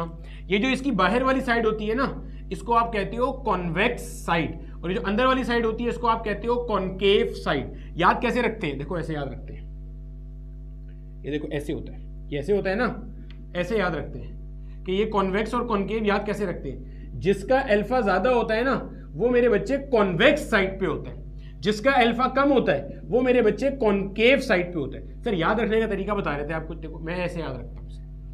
जब आप लिखोगे ना मेरा बेटा, ये मैंने फ्लूइड स्टैटिक्स में भी बताया, जब आप लिखोगे ना ऐसे कॉन्वेक्स, देखो ये कॉन्वेक्स की साइड आ रही है, जब आप लिखोगे ना कॉन्केव तो ये देखो ऐसे आ रहा है, ये चीज, ये देखो कॉन्केव की, ये इसकी अंदर वाली साइड कॉन्केव होती है, ये बाहर वाली साइड जो एक्स जिस पे पूरा बैठ रहा है आगे वो कॉन्वेक्स है। तो देखो यहाँ पे आगे आपका एक्स पूरा बैठेगा कॉन्वेक्स, और यहां से आपका कॉन्केव का सी शुरू हो जाएगा। तो जिसका अल्फा ग्रेटर है that is at the convex side, जिसका अल्फा कम है that is at the concave side. तो ऐसा भी लिखा मिलता है कि बायोमेटेलिक स्ट्रिप जो कि आप टेम्परेचर कंट्रोल एप्लीकेशन में यूज करते हो, जब टेम्परेचर चेंज होता है तो both the strips they get extended, ऊपर वाली ज्यादा, तो आउटर साइड पे वो मेटल होता है जिसका अल्फा ज्यादा होता है, जिसके अंदर लीनियर एक्सपेंशन ज्यादा आ रही होती हैगी। ठीक है, छाप ले जल्दी से। अब मेरा बेटा इसी के अंदर एक और सवाल जो आपका एग्जामिनर पूछता है बायोमेटेलिक स्ट्रिप के बाद, वो मेरा बेटा, अच्छा मैं उतना ही कॉन्सेप्ट पढ़ा रहा हूं जितना आपके कोर्स के अंदर शामिल है, एक्स्ट्रा बातचीत नहीं कर रहे, ठीक है वरना तो बहुत लंबी की जा सकती है इसके अंदर। अब मेरे बच्चे इसी के अंदर हमारे पास एक और है कैविटी का concept, cavity in a sheet का कॉन्सेप्ट, कैविटी इन शीट का कॉन्सेप्ट। ये भी माजी में आपसे पूछा जा चुका है और बच्चे अमूमी तौर पे इसके अंदर भंड मार रहे होते हैं। ये मान लो मेरे बच्चे हमारे पास एक कोई मेटल की शीट है, इस मेटल की शीट में ना ऐसे एक कैविटी प्रोड्यूस की हुई है। कैविटी क्या है, सुराख किया हुआ है, ये पूरी मेटल की शीट है, समझना ये पूरी मेटल की शीट है ऐसे करके, और इसके अंदर एक क्या है मेरे बच्चे, कैविटी है। अभी इसका कोई भी एक टेम्परेचर है, मान लो इसका टेम्परेचर 25 डिग्री सेल्सियस है। अगर मैं इसे हीट करता हूं तो इसका टेम्परेचर क्या होगा, बढ़ेगा। मान लो इसका टेम्परेचर बढ़ के क्या हो गया, 35 डिग्री सेल्सियस हो गया। अब आपसे वो एग्जामिनर सवाल ये पूछते हैं कि जो कैविटी है, दिस इज द कैविटी, ये जो कैविटी है, इस कैविटी का साइज बढ़ेगा या कम होगा, इस कैविटी का साइज बढ़ेगा, ये जो सर्कल है ये बढ़ेगा या कम होगा। अब बच्चे को लगता है सर देखें एक्सपेंशन होगी ना, एक्सपेंशन होगी, ये वाली साइड यहां से आगे आएगी, ये वाली साइड यहां से आगे आएगी, ये ऊपर से नीचे, ये नीचे से ऊपर, तो कैविटी श्रिंक कर जाएगी। ऐसा नहीं होगा। क्यों? आज ही की क्लास में मैंने आपको थर्मल एक्सपेंशन का कॉन्सेप्ट बताया, उसी से आप सोचो भाई अगर ये कैविटी भी है तो यहां सोच लो, यहां पे मेरा बेटा मेरे पास दो एटम्स है। मैंने क्या बताया, थर्मल एक्सपेंशन क्यों होती है। आप किसी भी चीज को हीट एनर्जी देते हो, सर देते हैं। हीट एनर्जी देने के बाद क्या होता है, उसके मॉलिक्यूल्स की काइनेटिक एनर्जी या कह लो कि इंटरनल एनर्जी बढ़ती है। ठीक है सर, समझ में आ गया। और जब वो काइनेटिक एनर्जी बढ़ती है तो उनके वाइब्रेशन का एम्पलीट्यूड बढ़ जाता है, तो उनके दरमियान में एवरेज डिस्टेंस ज्यादा हो जाता है। इस फिनोमिना को अपन लोग क्या कहते हैं, थर्मल एक्सपेंशन कहते हैं। अब समझो, अगर मैं थोड़ी देर के लिए मान लूं कि आपकी बात सही है, कैविटी कम हो रही है, जो कि गलत है, लेकिन अगर मैं मान लूं कि ये शीट थी, इसमें जब आपने एक्सपेंशन किया तो कैविटी ऐसे छोटी रह गई, इसके मुकाबले में छोटी हो गई। ठीक है, ये कैविटी छोटी रह गई। अगर मान लें आपकी बात दुरुस्त है, तो अब आप देखो यही दो जो पार्टिकल्स थे, क्या आपको ऐसा नजर नहीं आ रहा कि ये पार्टिकल्स तो अब करीब आ गए। अरे भैया, अगर मेरे पास ये एक बड़ा सर्कल था, इसमें यहां और यहां पे एक पार्टिकल था, जब छोटे सर्कल में यहां और यहां पार्टिकल बनाऊंगा तो ये दूर दूर थे, अब ये क्या हो गए, करीब आ गए। ऐसा कैसे हो सकता है? थर्मल एक्सपेंशन में जो पार्टिकल्स हैं उनके दरमियान में एवरेज डिस्टेंस क्या होता है, बढ़ता है। तो इसका मतलब कैविटी का साइज छोटा नहीं होगा, शीट का साइज भी बढ़ेगा और कैविटी का साइज भी क्या होगा, बढ़ेगा। यानी कि सूरत हाल ऐसी हो जाएगी आपके पास, समझिएगा, आपके पास कैविटी का साइज बढ़ जाएगा, कैविटी का साइज बढ़ जाएगा। बढ़ क्यों जाएगा? क्योंकि मेरा बेटा ये जो आपके दो पार्टिकल्स है ना, इनको समझो, ये दो पार्टिकल के दरमियान में जो डिस्टेंस था, average distance, that will increase due to thermal expansion. तो कैविटी का साइज क्या होगा, बढ़ेगा। माजी में 3 दफा ये सवाल पूछा है, बच्चा हमेशा ये सोचता है भाई ये यहां से इधर होगा, ये इधर से इधर, ये तो कम हो जाएगा, ऐसा नहीं होगा, ठीक है। थर्मल एक्सपेंशन का जो बेसिक कॉन्सेप्ट पढ़ाया है आपको, वो ज़हन में रख लेना है आपने, क्या कि भाई पार्टिकल्स के दरमियान का जो एवरेज डिस्टेंस है दैट विल इंक्रीज। तो अगर कैविटी का साइज छोटा हो रहा है तो पार्टिकल के दरमियान का एवरेज डिस्टेंस तो कम हो रहा है, तो थर्मल एक्सपेंशन के फिनोमेना में नहीं बैठ रही पूरी बात। तो उसका मतलब इसका साइज क्या होगा, बढ़ेगा। कैविटी का साइज भी बढ़ेगा और शीट का साइज भी बढ़ रहा होगा, ठीक है। चलो अब आगे देखते हैं मेरे बच्चे। अब इसी तरह से हमारे पास एक कॉन्सेप्ट और आता है, अक्सर व बेशतर पूछता है, वो मेरा बेटा हमारे पास है पेंडुलम क्लॉक वाला। सर पेंडुलम क्लॉक क्या होती है? आपने मेरे बच्चे टॉम एंड जेरी के अंदर एक क्लॉक लाजमी देखी होगी, वो जिसके अंदर ऐसे ना ऐसे ऐसे ऐसे करके वो जो उसका बड़ा सा कह लो कि घंटा होता है वो मूव कर रहा होता है। उसी की बेसिस के ऊपर जो क्लॉक डिजाइन की जाती है ना, उसको मेरे बच्चे हम कहते क्या है, pendulum clock, simple pendulum clock, ठीक है।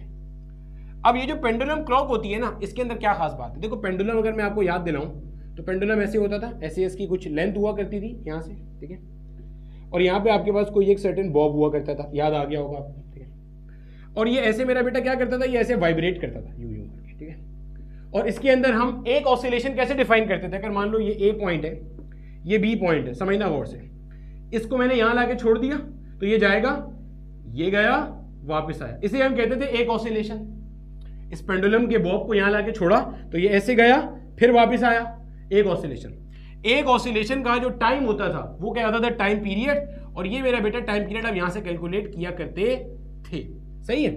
अब ये जो पेंडुलम क्लॉक होती है ना मेरे बच्चे, ये सब ऑसिलेशन के चैप्टर में पढ़ा हुआ है हमने। इससे सिर्फ एक छोटा सा एमसीक्यू डिस्कस करना है, कैलकुलेशन नहीं पूछी हुई तो हम डिस्कस भी नहीं करेंगे, ठीक है। सिर्फ एक छोटा सा एमसीक्यू है कि लूज और गेन टाइम का कॉन्सेप्ट, वो भी माजी में एक दफा बस प्यास यूनिवर्सिटी ने पूछा है तो डिस्कस कर रहे हैं, ठीक है। Time period of simple pendulum, ठीक है।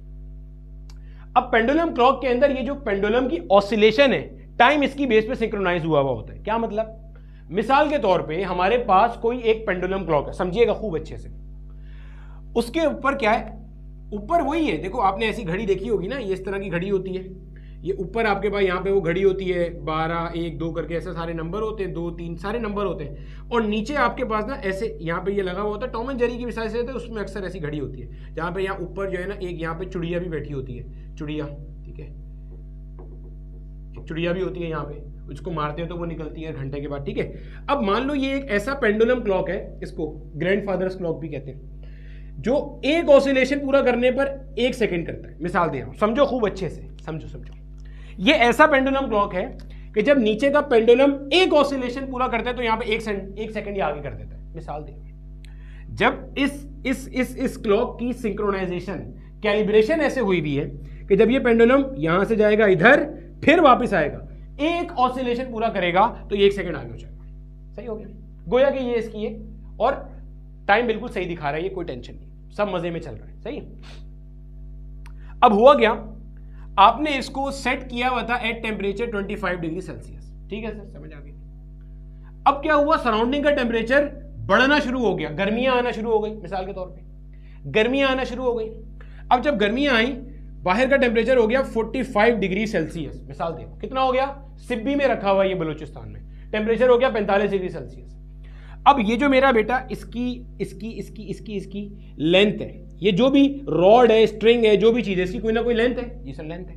और आपको पता है इजाफा होता है उसके अंदर, जी सर होता है। तो मेरा बेटा जब ये लेंथ बढ़ जाएगी, लेंथ क्या होगा, बढ़ जाएगी, तो यहां देखो आपको नजर आ रहा है, time period of a pendulum is directly proportional to under root of L. जब लेंथ बढ़ेगा तो उसका टाइम पीरियड क्या होगा, बढ़ जाएगा। अब मान लो लेंथ बढ़ गई, लेंथ इतनी बढ़ गई कि इसका टाइम पीरियड, एक ऑसिलेशन जो पहले 1 सेकंड में हो रही थी वो 2 सेकंड में हो रही है, मिसाल के तौर पे समझना, ये 2 सेकंड में एक ऑसिलेशन पूरा कर रहा है। और आपने कैलिब्रेशन क्या की हुई थी, कैलिब्रेशन आपने ये की हुई थी कि जब ये एक ऑसिलेशन पूरा करेगा तो यहां पे आप 1 सेकंड पढ़ोगे, क्लॉक को आपने ये बोला हुआ था। तो अब ये 2 सेकंड में एक ऑसिलेशन कर रहा है, तो जब हमारी घड़ी पे सही घड़ी में 2 सेकंड गुजरेंगे तो ये 1 सेकंड आगे जाएगा, फिर 2 सेकंड गुजरेंगे तो 1 सेकंड आगे जाएगा। तो गोया समझो, सही घड़ी में मतलब एक्चुअल टाइम कितना पास हुआ और क्लॉक का टाइम देखो यहां मैं लिख रहा हूं। सही घड़ी में 2 सेकंड हुए, इसने एक ऑसिलेशन पूरा किया तो क्लॉक ने दिखाया 1 सेकंड। क्यों भाई, एक ऑसिलेशन होता है तो 1 सेकंड दिखाता है। तो एक ऑसिलेशन हुआ, टाइम कितना लगा उसमें एक्चुअल 2 सेकंड, कोई लेंथ बढ़ गया गर्मी की वजह से। अब इसने क्या दिखाया क्लॉक ने 1 सेकंड। फिर 4 सेकंड में इसके 2 ऑसिलेशन हो गए तो इसने दिखा दिया भाई अब 2 सेकंड आगे हो गया, 1 और 1 2 सेकंड आगे चला गया। फिर 6 सेकंड में इसके 3 ऑसिलेशन हो गए, ऐसे ऐसे ऐसे ऐसे ऐसे ऐसे, फिर इसने 3 सेकंड दिखा दिया। अब देखो एक्चुअल दुनिया में टाइम आगे जा रहा है, ये पीछे लेके चल रहा है, देख रहे हो, ये आगे जा रहा है, ये पीछे। एक्चुअल दुनिया में टाइम ज्यादा गुजर चुका है, घड़ी के मुताबिक टाइम कम गुजरा है। घड़ी कहती है अभी 3 सेकंड हुए, क्योंकि घड़ी तो ऑसिलेशन पे पड़ रही है सेकंड्स को, और एक्चुअल दुनिया में 6 सेकंड हो गए। तो क्या ये नजर आ रहा है एक्चुअल दुनिया का टाइम आगे जा रहा है और घड़ी जो टाइम दिखा रही है वो कम है। तो इस केस में हम कहेंगे जो घड़ी है वो टाइम क्या कर रही है, लूज कर रही है। जब length of the pendulum clock बढ़ जाएगा तो पेंडुलम को ज्यादा टाइम लगेगा एक्चुअल से ऑसिलेशन पूरा करने में। तो जो घड़ी है वो जो टाइम दिखा रही होगी वो इसका मतलब कम है और एक्चुअल में ज्यादा टाइम गुजर चुका है। मिसाल समझ आ गई? तो घड़ी विल लूज टाइम। अब इसी को उल्टा कर लो, मान लो सर्दियों में यहां का टेम्परेचर हो गया लेट से 5 डिग्री सेल्सियस। जब टेम्परेचर कम होता है तो कॉन्ट्रैक्शन आती है, लेंथ कम हो गई। अब जब लेंथ कम हो जाएगी तो टाइम पीरियड क्या हो गया, कम हो गया। अब मान लो ये ऑसिलेशन आधे सेकंड में ही पूरा कर लेता है, मिसाल के तौर पे इसका ऑसिलेशन का टाइम पीरियड क्या हो गया, हाफ सेकंड। घड़ी की कैलिब्रेशन क्या हुई हुई है कि ये एक ऑसिलेशन पर 1 सेकंड पड़ेगा।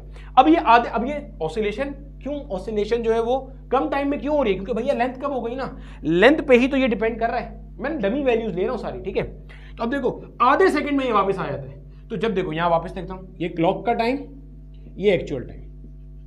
अब देखो यहां नंबर ऑफ ऑसिलेशन लिख लेते हैं। एक ऑसिलेशन हुई तो एक ऑसिलेशन पे एक्चुअल टाइम कितना लग रहा है, आधा सेकंड, 0.5 सेकंड। दुनिया में टाइम कितना गुजरा, आधा सेकंड। घड़ी बोल रही है 1 सेकंड गुजर गया।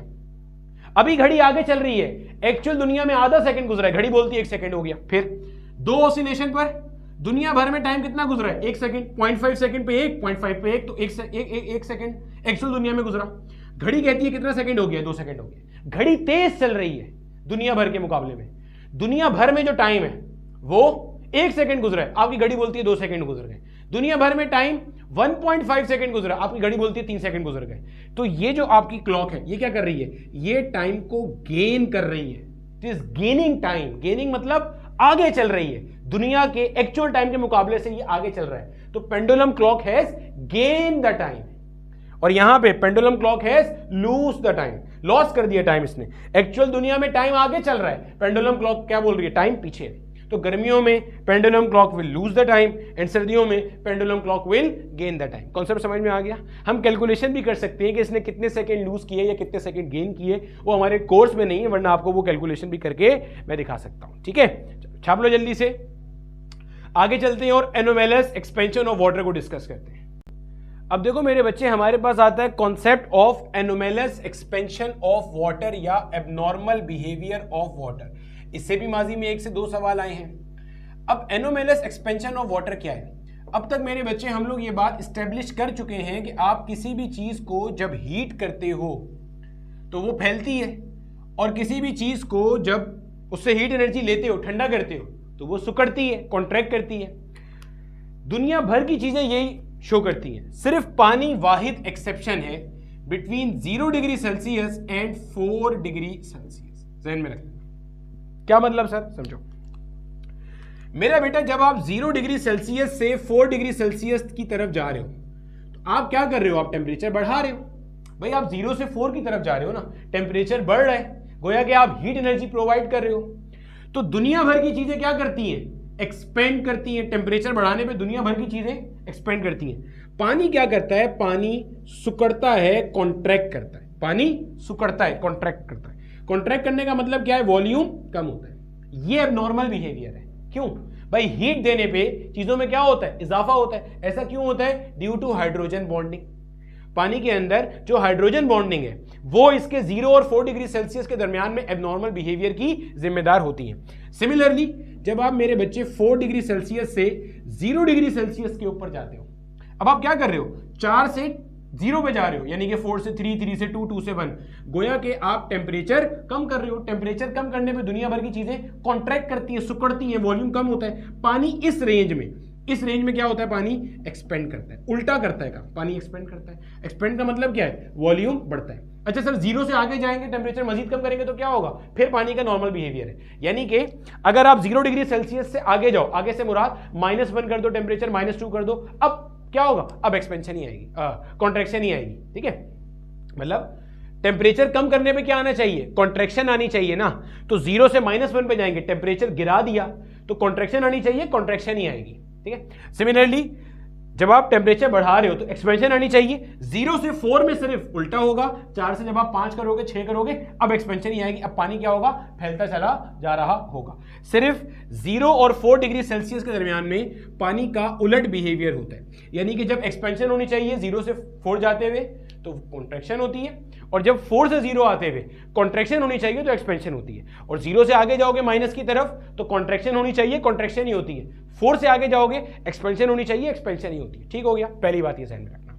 अब इसकी वजह से होता क्या है, इसकी वजह से ये होता है कि density of water is maximum at 4 degree Celsius. तो डेंसिटी ऑफ वाटर जो होती है ना, ये मैक्सिमम हो जाती है एट 4 डिग्री सेल्सियस। खूब अच्छे से समझ लेना, अभी बताते हैं। और इसकी वैल्यू होती है 1 ग्राम पर सेंटीमीटर क्यूब या 1000 किलोग्राम पर मीटर क्यूब। अब ये कैसे होता है जरा समझो मेरे बच्चे। डेंसिटी का फॉर्मूला क्या होता है, मास पर यूनिट वॉल्यूम। समझता है, डेंसिटी का फॉर्मूला क्या है, मास पर यूनिट वॉल्यूम। कितनी छोटी जगह में कितना ज्यादा मास घुसा हुआ है उसको आप कहोगे डेंसिटी। कितनी छोटी जगह में कितना ज्यादा मास घुसा हुआ है उसको आप क्या कहोगे, डेंसिटी कहोगे। समझ आते हैं? अब समझो इस बात को। अब देखो, मान लो, समझो इस बात को, मान लो मेरे पास 10 डिग्री सेल्सियस पे पानी था। कितने पे था, 10 डिग्री सेल्सियस पे। मैंने इसका टेम्परेचर कम करना शुरू किया, सही है, टेम्परेचर कम किया और 10 डिग्री सेल्सियस से मैं आ गया 4 डिग्री सेल्सियस पे। जब आप किसी भी बॉडी का टेम्परेचर कम करते हो तो वो कॉन्ट्रैक्ट करती है, नॉर्मल कायदा, पानी पे भी वही लगेगा, 4 से बाहर। तो पानी क्या कर रहा है, कॉन्ट्रैक्ट कर रहा है। कॉन्ट्रैक्ट करने का मतलब इसका वॉल्यूम कम हो रहा है, भाई कॉन्ट्रैक्शन हो रही है ना, कॉन्ट्रैक्शन हो रही है, कॉन्ट्रैक्शन हो रही है। जब कॉन्ट्रैक्ट कर रहा है, कंप्रेस हो रहा है, तो इसका मतलब वॉल्यूम क्या हो रहा है, कम हो रहा है। देखो, जब वॉल्यूम कम होता है तो इसका मतलब डेंसिटी क्या हो रही है, बढ़ रही है।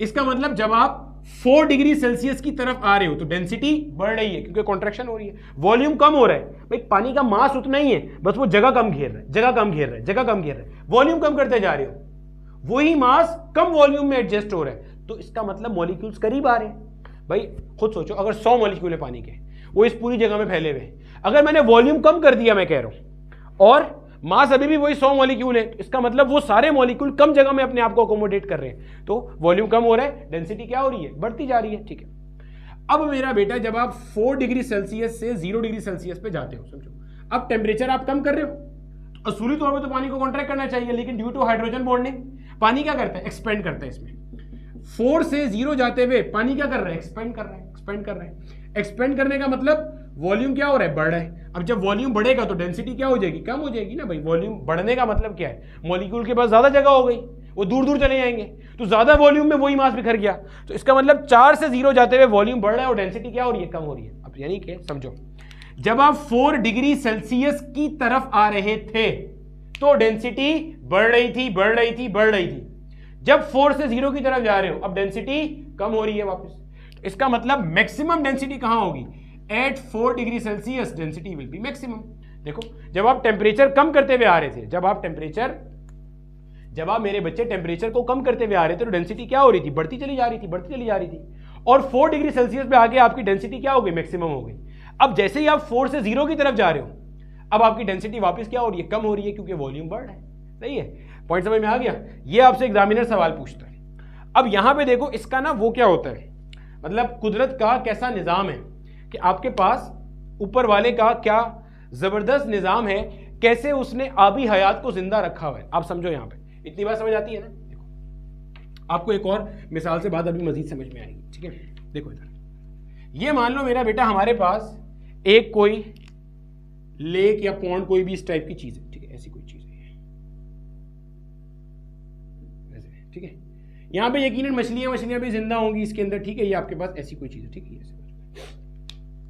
अब होता क्या है, मान लो बाहर का टेम्परेचर हो गया 4 डिग्री सेल्सियस, ठीक है, पहले टेम्परेचर था बाहर का 10 डिग्री सेल्सियस, अब बाहर सर्दी बढ़ी और टेम्परेचर 10 से बढ़ के कितना हो गया 4 डिग्री सेल्सियस। तो क्या होगा, सबसे पहले ये जो ऊपर वाली लेयर है पानी की, ये जो ऊपर वाली लेयर है, भाई पानी तो ऐसे लेयर बाय लेयर है, सबसे पहले जो ऊपर वाली लेयर है ये सराउंडिंग के साथ कांटेक्ट में आएगी, जी सर आएगी। तो मेरा बेटा सबसे पहले इस लेयर का टेम्परेचर 10 डिग्री सेल्सियस से कितना हो जाएगा 4 डिग्री सेल्सियस। 10 से जब आप 4 पे आ रहे हो तो पानी नॉर्मल बिहेव करेगा, टेम्परेचर क्या हो रहा है, कम हो रहा है। जब टेम्परेचर कम होगा तो कॉन्ट्रैक्ट होगा, कॉन्ट्रैक्ट होने का मतलब वॉल्यूम क्या हो रहा है, कम हो रहा है, सिकुड़ रहा है, और इसका मतलब डेंसिटी क्या हो रही है, बढ़ रही है। और हमें ये बात पता है, फ्लूइड मैकेनिक्स पढ़ चुके हैं हम, फ्लूइड स्टैटिक्स और डायनामिक्स के नाम से, जब डेंसिटी बढ़ती है तो भारी चीजें नीचे जाती हैं और कम भारी चीजें ऊपर आती हैं, ज्यादा डेंसिटी वाली नीचे, कम डेंसिटी वाली ऊपर। तो ये जो 4 डिग्री सेल्सियस वाली लेयर है वो नीचे आ जाएगी, और ये वाली यहाँ का टेम्परेचर तो अभी नहीं बढ़ा क्योंकि जाहिर है पहले ऊपर वाले इन कांटेक्ट आए थे सराउंडिंग के साथ जहाँ का टेम्परेचर कम था, तो अब ये नीचे वाली लेयर ऊपर आ जाएगी। अब क्या होगा, अब ये वाली लेयर ऊपर चली गई, फिर ये बाहर के साथ इंटरेक्शन करेगी, इसका टेम्परेचर 4 डिग्री सेल्सियस हो जाएगा, फिर इसकी डेंसिटी बढ़ जाएगी, ये नीचे आ जाएगी, फिर नीचे वाली लेयर ऊपर आ जाएगी। ऐसे करते करते पूरे लेक का या पूरी पॉन्ड का टेम्परेचर कितना हो गया 4 डिग्री सेल्सियस हो गया। अब समझो, अब पूरी लेक का टेम्परेचर कितना हो चुका है, समझना इस बात को, पूरी लेक का टेम्परेचर कितना हो चुका है 4 डिग्री सेल्सियस हो चुका है पूरी लेक का। ऐसे ही पहले ऊपर वाली लेयर क्या हुआ, वो नीचे गई, नीचे से गर्म लेयर ऊपर आ गई, उसका हुआ वो नीचे गई, ऐसे करते करते करते करते करते थर्मल इक्विलिब्रियम एस्टेब्लिश हो गया। अब सराउंडिंग का टेम्परेचर मान लो 4 डिग्री सेल्सियस से कम होके हो गया 0 degree Celsius, which is the freezing point of water. असूली तौर पे इस सबको अब फ्रीज कर जाना चाहिए, अंदर जो मच्छी है वो वहीं पे जम जाए, ऐसा नहीं होता। क्या होता है, ये सब 4 डिग्री सेल्सियस पे, अब फिर से ये टॉप लेयर पहले उसके साथ इन कांटेक्ट आएगी सर 4 डिग्री सेल्सियस से अब टेम्परेचर जाना शुरू होगा 0 डिग्री सेल्सियस पे। भाई इस टॉप लेयर का सराउंडिंग के साथ एक्सचेंज ऑफ हीट एनर्जी होगा, जिसकी वजह से इसका टेम्परेचर गिरेगा, 4 से कहां जाएगा 0 पे। अब टेम्परेचर गिर रहा है, होना कंप्रेशन चाहिए, लेकिन होगा क्या, एक्सपेंशन, क्योंकि anomalous behaviour, abnormal behaviour due to hydrogen bonding. अब क्या होगा, एक्सपेंशन होगा, पानी का उल्टा बिहेवियर। एक्सपेंशन का मतलब वॉल्यूम क्या होगा, बढ़ेगा, और जब वॉल्यूम बढ़ेगा तो देखो वॉल्यूम बढ़ेगा तो डेंसिटी क्या हो जाएगी, कम हो जाएगी। जब डेंसिटी क्या हो जाएगी, कम हो जाएगी, तो ये जो ऊपर वाली लेयर है ना, इसकी डेंसिटी कम हो गई और ये बर्फ बन जाएगी, क्योंकि 0 डिग्री सेल्सियस पे चला गया ना, और 0 डिग्री सेल्सियस क्या है, फ्रीजिंग पॉइंट है, तो ये फ्रीज कर जाएगा। यहाँ पे आइस लेस डेंसर होती है पानी के मुकाबले में, वाटर के मुकाबले में। अब आप सोचो, सतह पे यहां बर्फ बन गई और नीचे का पानी अभी भी किसके ऊपर है, 4 डिग्री सेल्सियस पे, तो नीचे जो भी मछली है वो जिंदा रहेगी। यही वजह आपने अक्सर देखा होगा फिल्म वगैरह में भी, कि यहां से जब आप आइस तोड़ते हो अंदर डुबकी लगाने के लिए, एक अंदर जाने के लिए, तो अंदर जो पानी होता है वो 4 डिग्री सेल्सियस के ऊपर होता है, यानी कि अंदर वाटर फॉर्म में होता है, लिक्विड फॉर्म में होता है, लेकिन सतह पे क्या होती है, आइस जमी हुई होती है। तो कैसा निजाम है ऊपर वाले का, अगर ये पूरा जम जाता तो ये अंदर भी बर्फ जम जाती, ये तो जिंदा ही नहीं रह सकती थी, जो आपकी मरीन लाइफ है, लेकिन वो सरवाइव करती है, ठीक है। तो यहां पे आपके पास बर्फ जम जाती है, and ice is less denser then water, ठीक है। तो यहां तक हमारा था मेरा बेटा थर्मल एक्सपेंशन का कॉन्सेप्ट। उम्मीद है आपको सब चीज अच्छे से समझ में आ गई होगी। अगला जो हमारा कॉन्सेप्ट होगा उसके अंदर हम गैस लॉस को डिस्कस करेंगे, और बॉयल्स लॉ, चार्ल्स लॉ, और उनसे रिलेटेड हमारे पास पेपर के आए हुए क्वेश्चन देख रहे होंगे। तो अगले लेक्चर तक के लिए पढ़ते पढ़ाते रहो, खुश रहो, अल्लाह हाफिज़।